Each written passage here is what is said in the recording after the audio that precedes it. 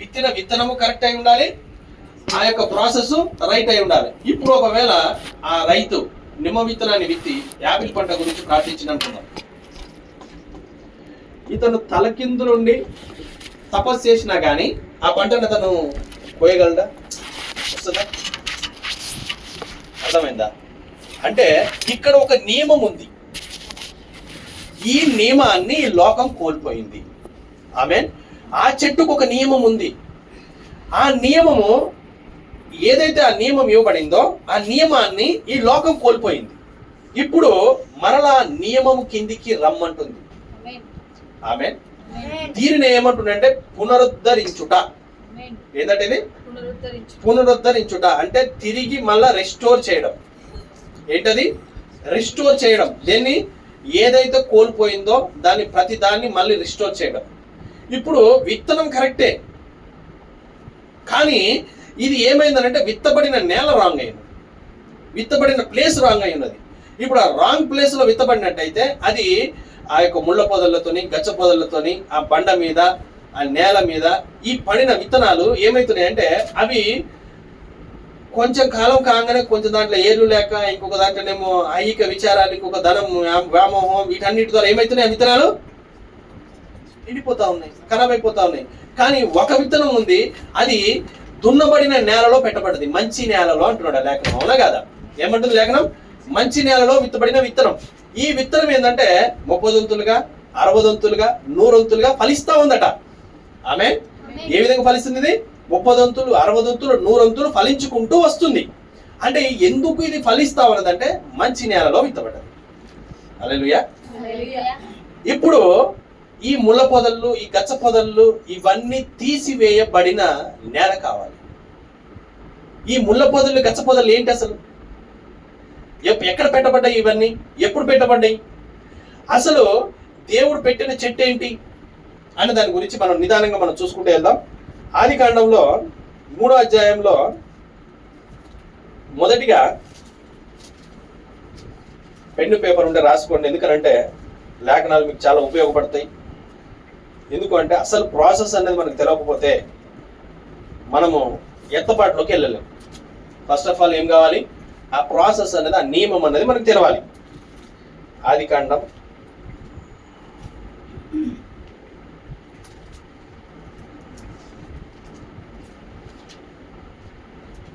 2వ అధ్యాయంలో 9వ వచనంలో మాట్లాడుతా ఉన్నాడు.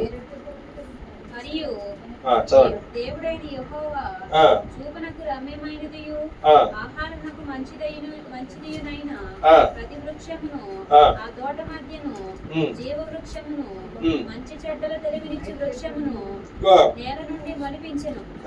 మరియు ఆ తోటను తడుపుటకు ఏదెనులో నుండి ఒక నది బయలుదేరి అక్కడ నుండి చీలిపోయి 4 శాఖలాయెను. ఆమేన్. చాలండి. ఇక్కడ మీరు 9వ అధ్యాయంలో చూసినట్టయితే ఒకటి జీవ వృక్షము, ఇంకొకటేమో మంచి చెడ్డలని తెలివినిచ్చు వృక్షము. అంటే ఇక్కడ 2 చెట్లు ఉన్నాయి ఇక్కడ. అవునా కాదా? ఎన్ని ఉన్నాయి? 2 చెట్లు ఉన్నాయి ఇలా. ఒకటేమో జీవ వృక్షము. జీవ వృక్షం అంటే ఏంటి? ఎంతమందికి తెలుసు జీవ వృక్షం అంటే? జీవ వృక్షం అంటే ఏంటి చెప్పొచ్చు, ఎవరైనా చెప్పొచ్చు. జీవ వృక్షం అంటే ఏంటి? జీవ వృక్షం అంటే దేవుడు వాక్యం. ఆమేన్. మంచి చెడ్డల్ని తెలివినిచ్చు వృక్షము అంటే ఏంటంటే లూసిఫర్. ఏంటి? 2 చెట్లే కానీ చెట్లు కావు. హల్లెలూయా. చెట్ల కిందనే మాట్లాడుతా ఉన్నాడు కానీ చెట్లు కావు. జీవ వృక్షము, జీవాన్ని ఇచ్చే వృక్షము. జీవాయువు నూదగా జీవాత్మాయను. అదేంటి? జీవాన్ని ఇచ్చే వృక్షం. ఆమేన్. అది దేవుడై ఉన్నాడు. హల్లెలూయా. మంచి చెడ్డల్ని తెలివినిచ్చే వృక్షం. వీడెక్కడి నుంచి వచ్చిండు? వీడు కూడా అసలు మంచి చెడ్డలు తెలివినిచ్చే వృక్షం ఎవరు అంటే లూసిఫర్. ఈయన ఎక్కడి నుంచి వచ్చిండు? అక్కడ ప్రధాన దూత అయి ఉన్నాడు. తేజో నక్షత్రమా, వేకో చుక్క, ఆకాశం మటుకు యక్షించబడిన దానా, ఏ విధంగా నేల మట్టుకు రాలిపడుతుంది అంటున్నాడు. ఎందుకు ఎట్లా రాలిపడ్డది ఇది? అసలు ఇది ఏంటంట? తేజో నక్షత్రం అట. దేవుడి దగ్గర గొప్పగా ఏం చేస్తాడు? పాటలు పాడేవాడు, సింగర్. ఎవరైనా మంచి సింగర్. ఈయన దేవుణ్ణి మంచిగా అంటే ఆహ్లాదంగా, దేవుడిని అంటే ఇప్పుడు ఆరాధన మనం చూసినాం కదా, ఈ ఆరాధనలో నడిపించేవాడు. అర్థమైందా? నేను మెల్లమెల్లగా సంఘాలలో పనిచేస్తున్న విధానాన్ని మీకు చూపెడతాను. ఎవరు? సాతాను. హల్లెలూయా. అయితే ఈ 2 చెట్లు మీరు జ్ఞాపకం పెట్టుకోండి. ఒకటేమో జీవవృక్షం వాక్యం, ఇంకొకటేమో మంచి చెట్లని తెలుగునిచ్చు వృక్షం. ఇదేంటి? ఇది సాతాను. ఇది అవ్వ దగ్గరికి వచ్చి 3వ అధ్యాయంలో మాట్లాడుతూ ఉన్నాడు. ఏమంటున్నాడు? 3వ అధ్యాయంలో ఏం మాట్లాడుతున్నాయన? అవ్వ దగ్గరికి వచ్చేసి వాడు ఏమంటుండంటే, దేవుడు ఒక చట్టాన్ని పెట్టాడు ఆ చెట్టుకి. ఆ చట్టం ఏంటంటే పలుకుబడిన మాట ద్వారా జీవించుట. ఆ జీవ వృక్షం యొక్క చట్టం ఏంటి? పలుకుబడిన మాట ద్వారా జీవించుట. కానీ అవ్వ దగ్గరికి వాడు వచ్చేసి వాడు చెప్పేది ఒకసారి చదువుతాం. ఎందుకంటే మీకు లేఖనాలు అనేది మీకు ఉన్నాయంటే మీరు దాన్ని గ్రహించగలుగుతారు. దేవుడైన యెహోవా చేసిన సమస్త భూజంతువులలో సర్పము యుక్తిగలదై ఉండెను. అది ఆ స్త్రీతో, ఇది నిజమా? ఈ తోట చెట్లలో దేని ఫలములనైనను మీరు తినకూడదని దేవుడు చెప్పెనా అని అడిగెను. అందుకు స్త్రీ, ఈ తోట చెట్ల ఫలములను మేము తినవచ్చును. అయితే తోట మధ్యనున్న చెట్టు ఫలములను గురించి దేవుడు మీరు చావకున్నట్లు వాటిని తినకూడదనియు వాటిని ముట్టకూడదనియు చెప్పెనని సర్పముతో అనెను.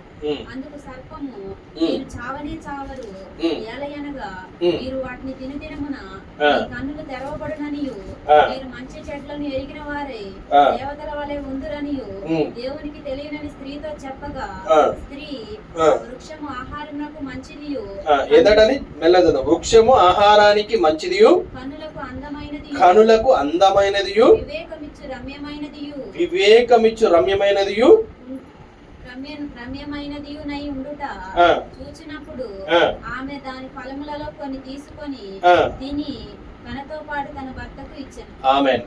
చాలు సిస్టర్. అయితే చూడండి, ఇక్కడ ఇదేంటట, దేవుడి చట్టమేమో పలుకుబడిన మాట.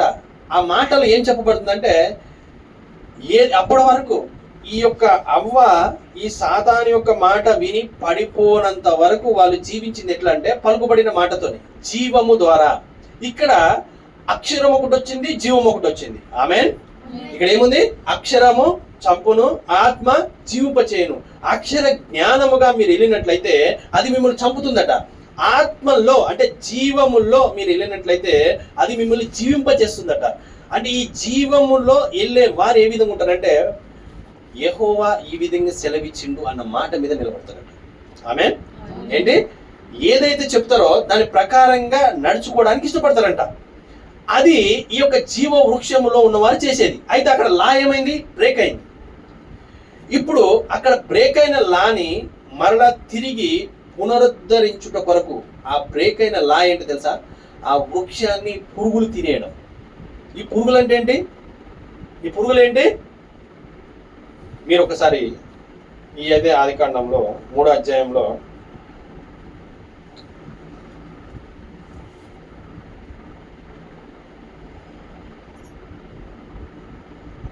19వ వచనం చదవండి. నీవు నేలకు తిరిగి చేరు వరకు నీ ముఖపు చెమట కార్చి ఆహారము తిను. ఏలయనగా నేల నుండి నీవు ఒకసారి సారీ అండి 17 నుంచి చదవండి. 17 నుంచి 19 వరకు చదవండి. ఆయన ఆదాముతో, నీవు నీ భార్య మాట విని తినవద్దని నేను నీకు ఆజ్ఞాపించిన వృక్ష ఫలములు తింటివి కనుక నీ నిమిత్తము నేల శపింపబడి ఉన్నది. ప్రయాసముతోనే నీవు బ్రతుకు దినములన్నీయు దాని పంట తిందువు. అది ముండ్ల తుప్పలను గచ్చ పొదలను నీకు మొలిపించును. ఆగండి సిస్టర్ ఒకసారి. ఇక్కడ ఏమంటుండో, ముళ్ళ పొదలు గచ్చ పొదలు మొలిపిస్తుందట. ఏళ్ళ నేలలో. ఏ నేల అది? కింద చదవండి సిస్టర్. పొలములో పంట తిందువు. నీవు నేలకు తిరిగి చేరు వరకు నీ ముఖపు చెమట కార్చి ఆహారం తిందువు. ఏలయనగా నేల నుండి నీవు తీయబడితివి. నీవు మన్నే కనుక తిరుగు మన్నైపో. ఆమేన్. ఆమేన్. చూడండి, ఇప్పుడు సర్పము మోసం చేసింది. మోసం చేయగానే సర్పాన్ని శపించేసింది. అప్పటి వరకు సర్పం ఏ విధంగా ఉందంటే దానికి కూడా కాళ్ళు ఉన్నాయి, చేతులు ఉన్నాయి, అన్ని ఉన్నాయి. అవునా కాదా? ఈ యొక్క సర్పం ఎవరు తెలుసా? అసలు సంఘంలో ఒక సభ్యుడు. జాగ్రత్తగా వినాలి. సంఘంలో ఒక సభ్యుడు. ఏదైనా తోట ఎవరిది? దేవుడిది. అవునా? సంఘంలో 3 రకాల విశ్వాసులు ఉంటారని చెప్పిండా లేదా? చెప్పిండా? ఇప్పుడు ఈడు కూడా సంఘంలో ఒక సభ్యుడు. ఈ సభ్యుడు ఏం చేస్తున్నాడంటే రోజు కూడా చర్చికి వచ్చేవాడే, ఆరాధనలు చేసేవాడే, హల్లెలూయా ఆమేన్లు చెప్పేవాడే. కానీ ఒకరోజు ఏమైందనంటే వానిలో లూసిఫర్ దూరిండట. ఎవరు దూరిండు? సర్పంలో లూసిఫర్ దూరిండు, సాతాను దూరిండు. దూరిన తర్వాత అప్పుడు వస్తుండు అవ్వ దగ్గరికి. ఇప్పటి వరకు ఏమో ఆదాము దగ్గర వచ్చిందని రెవల్యూషన్ చూసి, ప్రత్యక్షతను చూసి, ఎస్ ఇది చాలా బాగుంది, ఎస్ ఇదే correct, amen amen amen amen ఏందట, ఆమెన్ ఆమెన్ ఆమెన్ అని చెప్పేవాడే, బయటవాడు కాదు. లూసిఫర్ బయటోడా, అన్యుడా, ఏం తెలియనోడా? మనకన్నా తెలియదు కూడా నీకు పాయింట్ టు పాయింట్ తెలుసు, పిన్ టు పిన్ తెలుసు వాడికి. ఈరోజు వాక్యంలో పిన్ టు పిన్ తెలిసిన వాడు ఎవడు ఉన్నాడు అంటే వాడే. ఫస్ట్ బోధకుడు ఎవడు లోకంలో? లూసిఫర్. 3వ అధ్యాయంలో ఎవరు వచ్చి బోధించారు? అర్థమైందా? బోధకుడు ఎవరు? లూసిఫర్. ఈయన బోధించిన బోధ ఏంది? వక్ర బోధ. బోధకుడేనా? బోధించిన బోధ ఏంటంట? వక్రీకరించబడిన బోధ.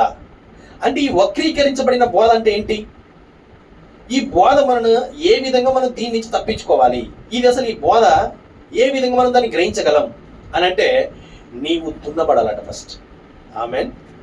నీవు దున్నబడి ఆ నేలలో ఈ యొక్క వాక్యం అనే విత్తనం విత్తబడాలి. హల్లెలూయా. ఆ వాక్యం అనే విత్తనం విత్తబడినప్పుడు అందులో నా జీవము నిన్ను నడిపిస్తూ ఉంటుందట. నీకు ఇప్పుడు అనారోగ్యంగా ఉంది. అనారోగ్యంగా ఉన్నప్పుడు నువ్వు ప్రార్థన చేస్తా ఉన్నావు, కానీ సమాధానం రావట్లేదు. నువ్వు ప్రార్థన చేస్తా ఉన్నావు, సమాధానం రావట్లేదు. మళ్ళీ ప్రార్థన చేస్తా ఉన్నావు, సమాధానం రావట్లేదు. ఎందుకు రావట్లేదు సమాధానం? ఇక్కడ ఎక్కడో లా బ్రేక్ అయింది. ఆ లా ఏంది తెలుసా? క్రమం. ఆమేన్. క్రమం బ్రేక్ అయింది. ఏ క్రమం అది? వాక్య క్రమం బ్రేక్ అయింది అక్కడ. అర్థమైందా? నీకు ప్రార్థన జీవితం లేదు, నీకు లోకంలో కలిసిపోయినావు. లోకంలో సాంగత్యం, తాగుడు, దుర్వ్యాపారాలు, అబద్ధాలు ఆడడం, ఇవన్నీ చేస్తూ వచ్చేసి నువ్వు విత్తిన విత్తనమేమో నిమ్మ, నువ్వు పంట కోయాలనుకున్నదేమో ద్రాక్ష. నువ్వు ప్రార్థిస్తా ఉన్నావు. ఇప్పుడు వచ్చి నీవు తలకిందు నుండి తపస్సు చేసినా కానీ ఆ పంట ఈ పంట అవుతుందా? ఎందుకు కాదు అనంటే విత్తనం నువ్వు విత్తిందే రాంగ్. ఏది విత్తుతావో ఆమెన్, అదేనా లేఖనం? ఏది విత్తుతామో అదే కోసమా? ఈరోజు లోకముతో జీవిస్తూ వాక్యాన్ని కోయాలంటే కోయగలుగుతామా? ఇప్పుడు మనం ఏం చేయాలి మరి? మన జీవితాన్ని మార్చుకోవాలి. మనము కోసే పంట నువ్వు విత్తే విత్తనం ఏమై ఉండాలంటే మంచి అయి ఉండాలట. హల్లెలూయా. నువ్వు విత్తే విత్తనం మంచి అయి ఉండాలి, వాక్యమై ఉండాలి, సత్యమైన జీవితమై ఉండాలి, యథార్థమైన జీవితమై ఉండాలి. అప్పుడు నువ్వు దేవుణ్ణి అడుగు, ప్రభువా అనగానే తక్షణమే అక్కడ దిగిపోతాడు. హల్లెలూయా. తక్షణమే అక్కడికి వచ్చేస్తాడు. ఎందుకు వస్తాడు అనంటే, ఈ తల్లిదండ్రులే నీకు ఆకలేస్తే నిన్న అన్నం అడిగితే, చేపను అడిగితే పామునిచ్చునా, గుడ్డును అడిగితే తేలునిచ్చునా అని చెప్తా ఉన్నాడు. కానీ ఈ లోకమందున్న తండ్రి ఆ విధంగా ఇస్తే పరమందున్న తండ్రి మరి ఏ విధంగా ఇస్తాడు? హల్లెలూయా. కానీ మీరు అడగట్లేరు. అరే ఎందుకు అడగట్లేదు ప్రభా? పొద్దున్న లేసి అడుగుతున్నాం మీకు. నేను పొద్దున్న లేదా ప్రభా అయ్యి ప్రభా అయ్యి ప్రభా అయ్యి అడగట్లేదా? అడుగుతున్నామా లేదా? కానీ ఇక్కడ ఏం మాట్లాడుతున్నంటే, క్రియలు లేని విశ్వాసం. విశ్వాసం ఓకే, కానీ దానికి క్రియ జోడించబడాలట. క్రియ అంటే ఏంటి? పని. నువ్వేం చేయాలి? ఇప్పుడు ఆ పనిలోకి రావాలి. నువ్వు ఆ పని చేయడానికి ఇష్టపడాలి. ఏం పని చేయాలి? దేవుడు చెప్పిండు, నువ్వు ఆశపడ్డావు. ఆశపడితే తృప్తిపరచబడాలి అని అంటే, నువ్వు ఒక బిర్యానీ తినాలని ఆశపడ్డావు అనుకుందాం. ఇప్పుడు నువ్వు ఆశపడ్డావు. ఈరోజు ఆశపడి చెదరగప్పుడు పండుకున్నావు అనుకో, తింటావా? తినలేము. కానీ మరి తినాలంటే ఏం చేయాలి? లేవాలి, షాపుకు పోవాలి, కొనుక్కొని రావాలి, వండుకోవాలి, ఆ తర్వాత ప్లేట్లో పెట్టుకోవాలి, ఆ తర్వాత నువ్వు కూర్చొని తింటే తృప్తి పొందుతావు. ఆశ పడ్డావు, క్రియల్లో జరిగింది. ఆమేన్. ఆశ పడ్డ ప్రాణం తృప్తిపరచబడదు ఎప్పుడు? వండుకొని తిన్నప్పుడు. అంతేనా? ఆశ పడ్డావు, చెదరగప్పని పండుకున్నావు, వస్తుందా బిర్యానీ? రాదు. నేను ఐఏఎస్ ఆఫీసర్ కావాలి, ఆశపడ్డా, చెదరగప్పని పండుకున్నా, అయితేనా? కోరికలకి మనుషులకు అంతులు ఉండవు. అట్ట ఆశపడితే నేను ఇస్తా అనేసి అదే లేఖనం అయితే ఈ రోజు ఎక్కడుందో మనం. ఆమేన్. కానీ విశ్వాసము ఏముందంటే క్రియ ఉంది. హల్లెలూయా. విశ్వాసానికి ఏం జోడి చేయబడుతుంది ఇక్కడ? క్రియ. ఈ క్రియ చేసినప్పుడు అంటే నువ్వు లోకంలో నుంచి పూర్తిగా వేరైనప్పుడు నువ్వు ఏం చేయాల్సిన అవసరం లేదు. మీరు ఎక్కువగా ప్రయాసపడాల్సిన అవసరం లేదు. రైతు విత్తనం విత్తి ఊకే తోమి చూస్తాడా? ఏమైంది, మొలిసిందా, ఏమైంది మొలిసిందా అని చూస్తాడా? చూడడు. దాన్ని వదిలితేనే మొలుస్తుంది అది, అంతేనా? ఊకే తీసి చూస్తే చచ్చిపోతుంది, తీయగానే చచ్చిపోతుంది. భూమిలో పెట్టినావు, దాన్ని వదిలేసేయాలి. దాని గురించి మనం ఇక పట్టించుకోకూడదు. నువ్వేందనంటే మంచి అనే విత్తనం విత్తు, మర్చిపోయి కదా. అర్థమవుతుందా? మంచిగా జీవించు, మర్చిపో. నీకు కావలసిన పంట నీకు ఇవ్వబడుతుంది. అర్థమవుతుందా? నీ రుణగస్తులని క్షమించిన ప్రకారముగా, పరలోక ప్రాంతంలో ఏం నేర్పించబడుతుంది మనకి? నీ రుణగస్తులని క్షమించిన ప్రకారముగా మీ రుణములను క్షమించబడను. ఇప్పుడు మన రుణములు క్షమించబడాలంటే మనం ఏం చేయాలి? క్షమించాలి. అర్థమైందా? క్షమిస్తే క్షమించబడుతుంది, ఇస్తే ఇవ్వబడుతుంది. నా వంటి వారికి చేసినట్టయితే నాకు చేసినట్టే, నా వంటి వారికి చేయకపోతే నాకు చేయనట్టు. ఇక్కడ మేకలు ఉన్నాయి, గొర్రెలు ఉన్నాయి, 2 చెట్లు ఉన్నాయి. జీవం ఉంది, జీవవృక్షం ఉంది, మంచి చెట్లు తెలియని వృక్షం ఉంది. ఈ మేక ఏంటంటే జ్ఞానము ద్వారా నడిచేది. హల్లెలూయా. ఇది ఏ విధంగా నడుస్తుంది? జ్ఞానము ద్వారా. జ్ఞానాన్ని పెట్టుకొని ముందుకు వెళ్తా ఉంటుంది. కానీ ఇందులో జీవము లేదు. అర్థమైందా? ఇప్పుడు జీవము అంటే ఏంటంటే, చిన్న ఎగ్జాంపుల్ చెప్తాను నేను. ఇప్పుడు ఇక్కడ ఒక చిన్న మంట వేసినాం ఇక్కడ మనం, అర్థమైందా? ఇక్కడ మంట వేసిన తర్వాత ఆ మంటలో ఇక్కడ ఇంతమంది రౌండ్ కూర్చున్నాం. ఇక్కడ మనం ఈ కూర్చున్నప్పుడు ఇక్కడ కూర్చున్న వాళ్ళందరికీ ఆ వెచ్చదనం తగులుతుందా లేదా? తగులుతుందా? ఇది ఏముంది? ఇక్కడ మంట ఉంది, జీవం ఉంది. ఇప్పుడు అదే మంటని నేను చదివి దీంట్లో రాసుకొని వచ్చి మీకు బోర్డు మీద పెట్టిన. మంట మంట మంట మంట మంట అని 100 సార్లు రాసిన అనుకుందాం. మీకు మండుతుందా? ఆడ మండుతలే. అదేంటి? అక్షరం. ఇది జీవం. ఆమేన్. ఎక్కడికి రావాలి? మనం లైఫ్లోకి రావాలి, నిజ జీవితంలోకి రావాలి. కానీ ఏదో చదివే సిలకల్లాగా మనం ఉండేది కాదు. మనం చదువుట కొరకో, నేర్చుకున్నట కొరకో, మనం ఎవరికో చెప్పుట కొరకో మనం రాలే, జీవించుట కొరకు వచ్చినాం. ఆమేన్. మనం నడిచే కరపత్రికలుగా మార్చబట్ట కొరకు వచ్చినాం మనం. ఆమేన్. మనం ఏం చేయాలి? మనము ఆ యొక్క అభివృద్ధిలోకి వెళ్ళాలి అని అంటే మన జీవితాలు మారాలి. మనం పూర్తిగా దేవునికి సమర్పించుకోవాలి. అర్థమైందా? నీ స్వస్థత దేవుళ్ళలో ఉంది. అర్థమైందా? నీ విశ్వాసం ఎక్కడ ఉందంటే నీలోనే ఉంది. నమ్ముట మీ వల్ల అయితే నమ్మువానికి సమస్తము సాధ్యమే. నమ్ము వాడికి. కానీ పలాని బిషప్కో, పలాని పాస్టర్కో, పలాని పెద్దకో కాదు. ఎవరో వచ్చి మన గురించి చేయాల్సిన అవసరం లేదు. ఆ విశ్వాసం నీలోనే ఉంది. ఆమె నువ్వేం చేయాలని? షేక్ చేయాలట.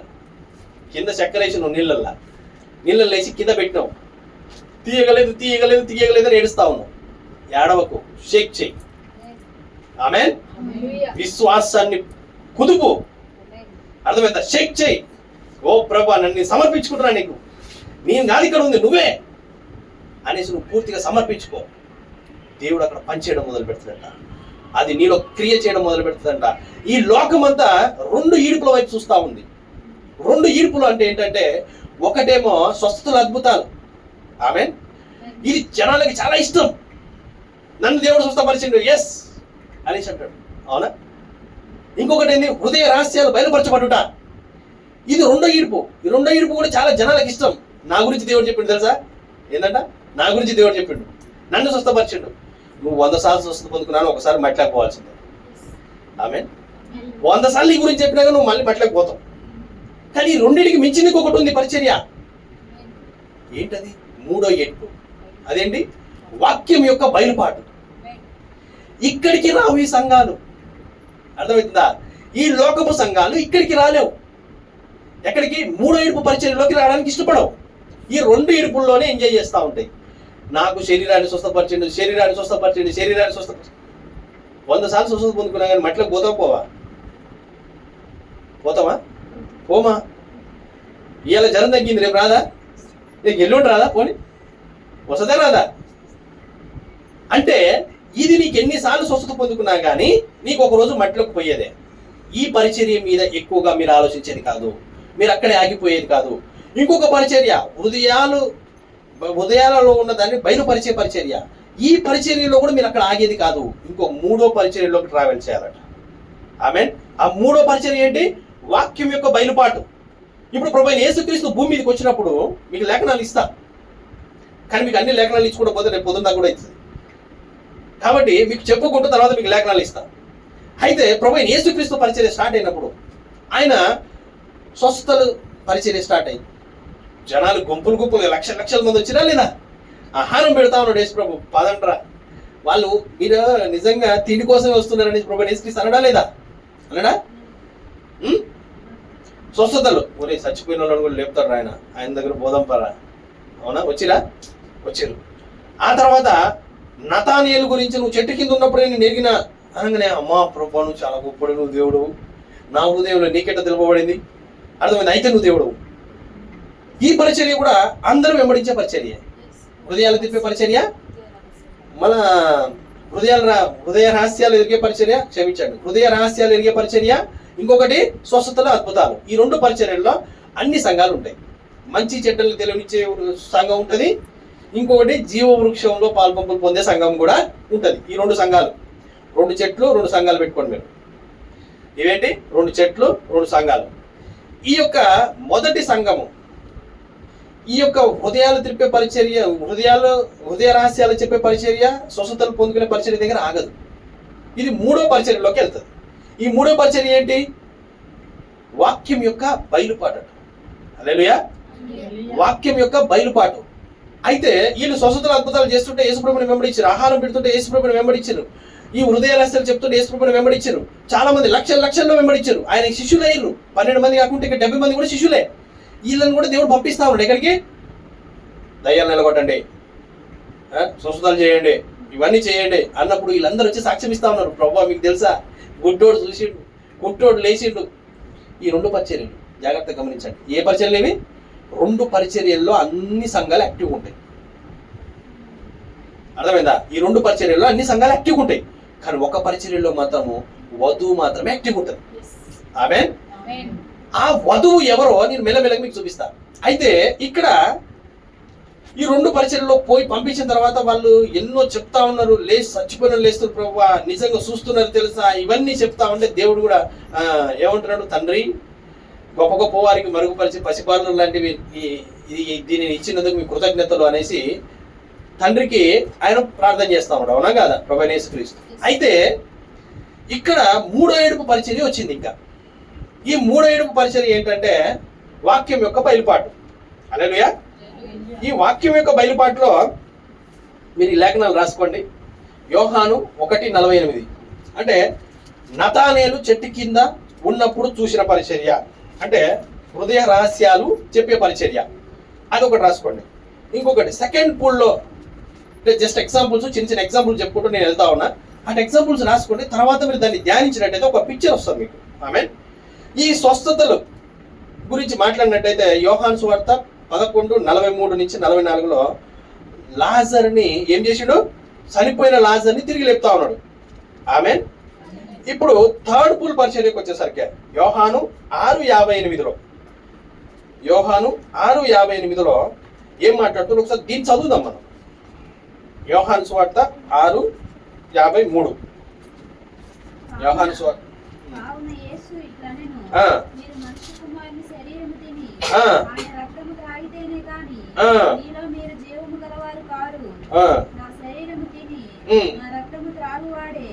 నిత్య జీవము గలవాడు, అంత్యదినమున నేను వాణ్ణి లేపుదును. నా శరీరము నిజమైన ఆహారమును, నా రక్తము నిజమైన పానమునై ఉన్నది. నా శరీరము తిని నా రక్తము త్రాగువాడు నా యందును, నేను వాని యందును నిలిచి ఉందును. 60 వరకు చదవండి సిస్టర్. అట్లనే 60 చదవండి, లేకపోతే డైరెక్ట్ గా 660. ఆయన శిష్యులలో అనేకులు ఈ మాట విని ఇది కఠినమైన మాట, ఇది ఎవడు వినగలడని చెప్పుకొనిరి. యేసు తన శిష్యులు దీని గురించి సనుగుకొనుచున్నారని తనకు తానే ఎరిగి వారితో ఇట్లా నేను దీనివల్ల మీరు అభ్యంతరపడుచున్నారా? అలాగైతే మనిషి కుమారుడు మునుకున్న చోటునకు ఎక్కుట మీరు చూచిన ఎడల ఏమందురు? ఆత్మయే జీవింప చేయుచున్నది, శరీరము కేవలము నిష్ప్రయోజనము. నేను మీతో చెప్పి ఉన్న మాటలు ఆత్మయు జీవమునై ఉన్నవి. ఆమేన్. చూడండి ఇక్కడ నీలో విశ్వసించని వారు కొందరున్నారని వారితో చెప్పెను. విశ్వసించిన వారెవరో తను అప్పగింపబోవు వాడెవడో మొదటి నుండి యేసునకు తెలియను. మరియు ఆయన తండ్రి చేత వానికి కృప అనుగ్రహింపబడుతుంటే ఎవడును నా యొద్దకు రాలేడని. ఆమేన్. చాలు సిస్టర్. ఇప్పుడు చూడండి, ఇక్కడ ఎవరు అప్పగింపబోతుర్రో, ఎవరు రాబోతుర్రో, ఎవరు రారో కూడా ఆయన ఎరిగినాడట. ఆమేన్, అవునా కాదా? ఇక్కడ ఇన్ని పరిచర్యలు, 2 పరిచర్యలు మనం చూసినప్పుడు, first full, second full, third full వచ్చేసరికి ఏం చేసిరు? ఇక వామ్మో, రక్తం తాగాలంట, శరీరం తినాలంట. ఈయన దయ్యమా మనిషా? ఏదట ఇది, దయ్యమా మనిషా? అసలు ఏం మాట్లాడుతున్నారు, అసలు ఏమన్నా మాట్లాడుతున్నాడా అనేసి 70 మంది కూడా అక్కడి నుంచి వెళ్ళిపోయారట. ఆమె అందరూ ఖాళీ చేసి వెళ్ళిపోయారు. ఆ 70 మంది కూడా అద్భుతాలు, ఆశ్చర్యకార్యాలు జరిగి అన్ని చేసి దేవుని దాంట్లో ప్రతి దాంట్లో ఫస్ట్ ఫుల్, సెకండ్ ఫుల్లో పాల్పొప్పులు పొంది కూడా ఏమైతుంది, వీళ్ళు థర్డ్ ఫుల్ వచ్చేసరికి అక్కడి నుంచి వైదొలిగి వెళ్ళిపోతా ఉన్నారు. ఇదేంటి? వాక్యం యొక్క బయలుపాటు. కానీ దీన్ని వివరిస్తున్న వాళ్ళకి, మీకు శరీరం అంటే ఏం తెలుసా, రక్తం అంటే ఏం తెలుసా అని చెప్తున్న వాళ్ళకి చెప్పట్లేడు. ఎందుకు చెప్పట్లేడు? ఇది ఏర్పరచబడిన వారు కొందరు ఉన్నారు, తండ్రి ద్వారా ఆకర్షింపబడిన వారు కొందరు ఉన్నారు. జగత్పునాది వేయబడక ముందు నాటబడిన చెట్టు ఒకటి ఉంది ఇక్కడ. ఆమేన్. ఏ చెట్టు ఇది? జగత్పునాది వేయబడక ముందు ఆయన ప్రణాళికలో నాటిన చెట్టు. ఈ చెట్టు గమనిస్తుందట. ఈ చెట్టు అంటుంది ఇప్పుడు, ఇక వీళ్ళందరూ వెళ్ళిపోయారట, 70 మంది వెళ్ళిపోయారు, అందరు వెళ్ళిపోయారు. ఈ 3వ ఏడుపు పరిచయం వచ్చేసరికి వెళ్ళిపోయేసరికి అప్పుడు అడుగుతున్నమాట, ఏందయ్యా మీరు కూడా వెళ్ళాలంటే వెళ్ళిపోవచ్చు అనేసి ప్రభు యేసుక్రీస్తు ఎవరితో అంటాడు? ఈ 12 మంది అపోస్తలులతో కూడా అంటున్నాడు. అప్పుడు పేతురు లేచి ఏమంటాడు తెలుసా? మేము ఎవరి దగ్గరికి పోవాలయ్యా, మాకెవరు తెలుసు, జీవపు మాటలు కలిగిన వాడవు నీవే. ఆమేన్. నీ దగ్గర కాకపోతే మీ యాడికి పోతాం అనేసి అన్నప్పుడు అక్కడ ఇంకొకడు కూడా ఉన్నాడు. మళ్ళా వీళ్ళందరూ వెళ్ళిపోయినా కానీ ఒక వేషధారి మాత్రం అంటి పెట్టుకొని ఉన్నాడు. ఎవరు ఆ వేషధారి? యూదా ఇస్కరియోతు. ఈ చెట్టులో వాడు ఏడుంటాడు? ఈ చెట్టులో వాడి భాగం ఎక్కడ? వాడు ఏడ ఉండేది? వేషధారి ఏడుంటాడు? గింజ కంటే నేనే గింజని అని కనపడేది ఏంటి చెప్పాలి? గింజ పైన ఉన్న పొట్టు. అవునా కాదా? గింజని అంటి పెట్టుకొని ఉండేదే వేషధారి. అర్థమైంది? ఎప్పటి వరకు ఇది? చివరి వరకు. చివరి వరకు కూడా గింజని అంటి పెట్టుకొని ఉంటాడట. ఎవరు? వేషధారి. కానీ వీళ్ళందరూ ఎవరు? విశ్వాసులు. అవిశ్వాసులు వెళ్ళిపోయారు. అవిశ్వాసులంతా ఖాళీ చేసి వెళ్ళిపోయారు. ఇప్పుడు ఇక్కడ కేవలం విశ్వాసీ వేషధారి ఉన్నాడు. అర్థమైందా? ఈ విశ్వాసీ వేషధారి, ఈ వేషధారి ఎప్పటి వరకు ఉంటుందంటే చివరి వరకు, గింజ పరిపక్వతల్లోకి వచ్చేంత వరకు. దాన్ని గింజ ఇక తీసి మనం కొట్లో వేసుకుంటాం అనేంత వరకు పొట్టు ఉంటుందా ఉండదా? రైతులకు బాగా తెలుస్తుంది. అవునా కాదా? పొట్టు ఎప్పటి వరకు ఉంటుంది? చివరి వరకు ఉండాలి. ఉండకపోతే గింజ పోతుంది. అంతేనా కాదా? గింజకి ప్రొటెక్షన్ కూడా పొట్టే. ఆమేన్. ఎప్పటి వరకు? గింజలో జీవము పూర్తిగా పరిపక్వతలోకి వచ్చేంత వరకు పొట్టు ఉంటుంది. నిజ జీవితంలో నిజ క్రైస్తవుడికి కూడా ఎత్తపడేంత వరకు ఈ పొట్టు ఉంటుంది. ఆమేన్. ఎత్తబడేంత వరకు ఈ పొట్టు ఉంటుంది. ఈ శ్రమలు ఉంటాయి, ఈ కష్టాలు ఉంటాయి, ఈ బాధలు ఉంటాయి. కానీ వీటన్నిటి నుంచి తప్పించేది ఎవరు అని అంటే ప్రభు యేసుక్రీస్తు. ఆమేన్. వీటన్నిటి నుంచి తప్పించి మనం ముందుకు నడిపిస్తాడట. అయితే ఇందులోకి నువ్వు రావాలి అని అంటే నువ్వు ఎక్కడో ఒక దగ్గర నాటపడాలి. నువ్వు కోల్పోయిన లింక్లోకి రావాలి. ఆ లింక్ ఏంటి? నువ్వు ఎక్కడ కోల్పోయినావు? ఆ జీవ వృక్షంలో నుంచి పాల్పంపులు కోల్పోయినావు. పలుకుబడిన మాట ద్వారా జీవించేది పోయి ఇప్పుడు కష్టపడి చెమట వచ్చి తినే స్టేజ్లోకి వచ్చినాం. ఎందుకు వచ్చినాం? ఇప్పుడు ఇందులో ముళ్ళ పొదలు, గచ్చ పొదలు మొలుస్తా ఉన్నాయి. ముళ్ళ పొదలు, గచ్చ పొదలు అంటే ఏంటి? ఇప్పుడు మనం ఉన్నాం, మనలో కోపం ఉంది, ఒకళ్ళు బతికితే వారలేనితనం ఉంది.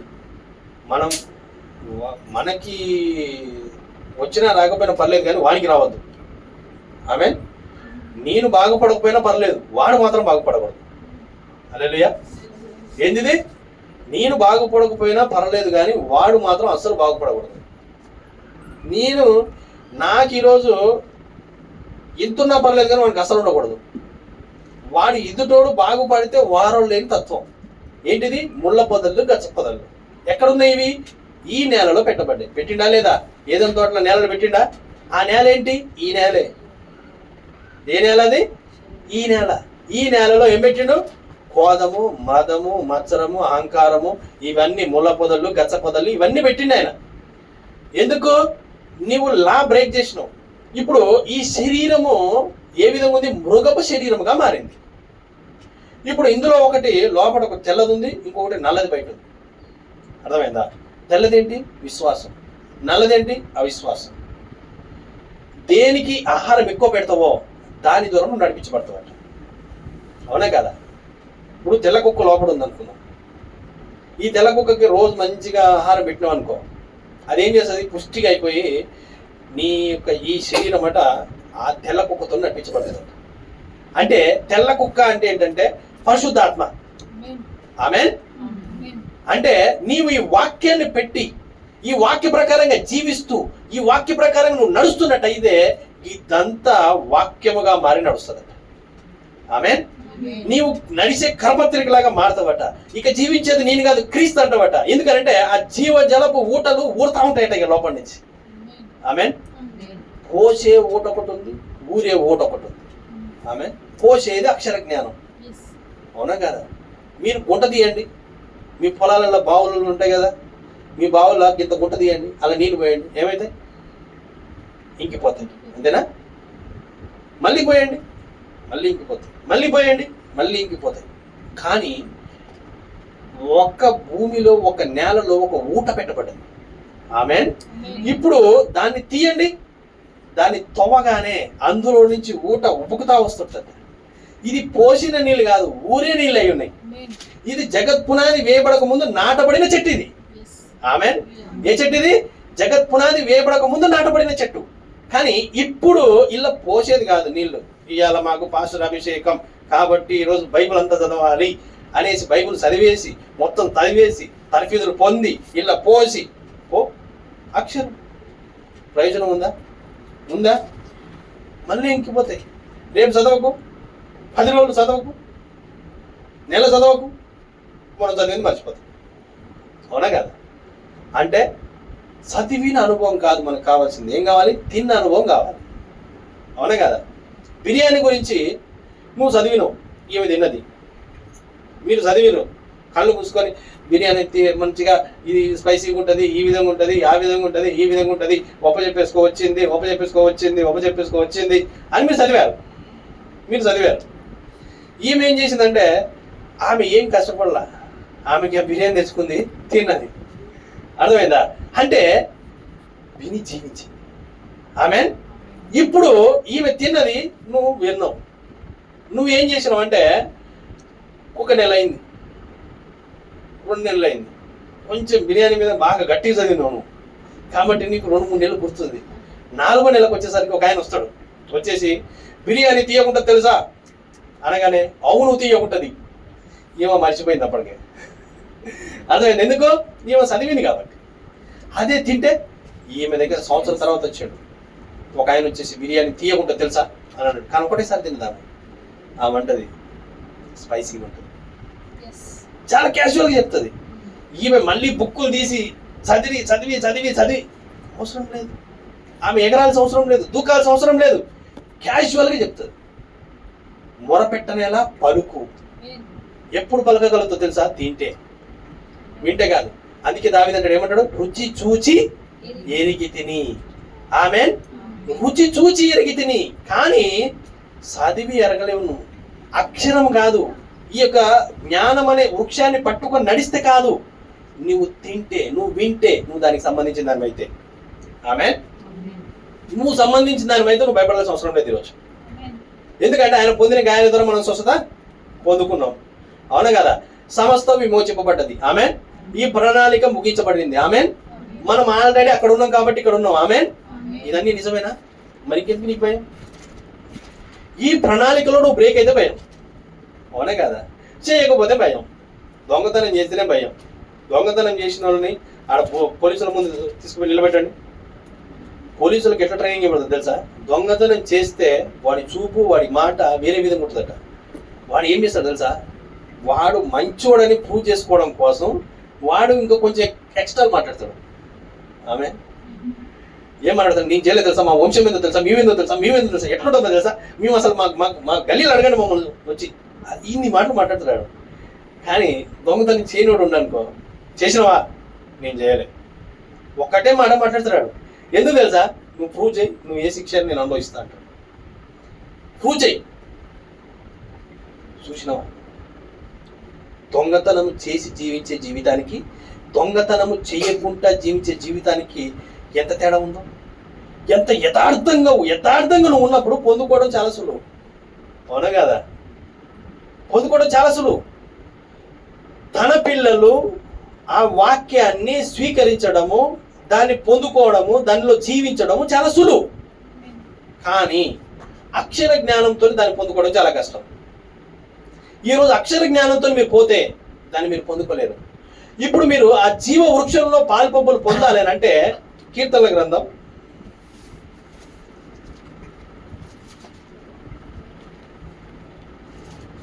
1వ అధ్యాయం ఒకసారి 3వ వచనం చదవండి. అతడు నీటి కాలువల యోరను నాటబడినదై ఆకువాడక తన కాలమందు ఫలమిచ్చు చెట్టు వలె నుండు.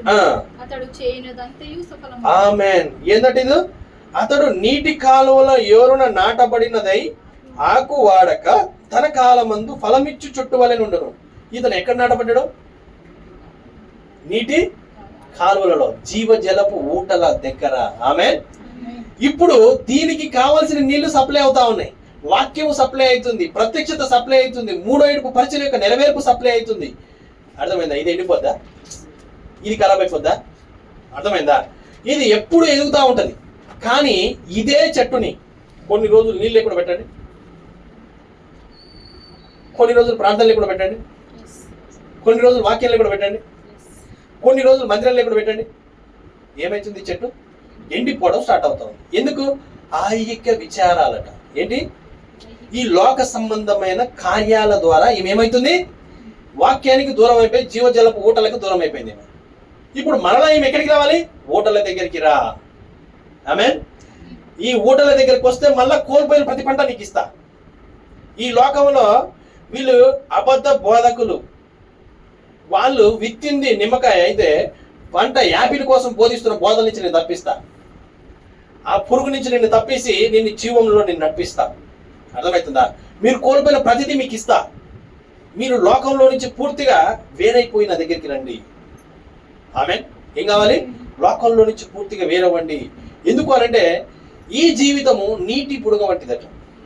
దీన్ని జాగ్రత్తగా గమనించాలి. ఈ జీవితం ఎటువంటిది? నీటి బుడగ వంటిది. ఇది ఎప్పుడు టప్ అంటుందో తెలియదు. ఎవరన్నా నేను 100 years బతుకుతా అనేసి ఎవరైనా రాసిస్తారా? పోనీ ఈ రోజు మాట్లాడుతాను, నేను రేపు మాట్లాడతాను, మీరు రాసిస్తారా? నేనే రాసేదా. ఎందుకు అనంటే సమయం ఎప్పుడు వస్తే అప్పుడు వెళ్ళిపోతాం. అవునా కాదా?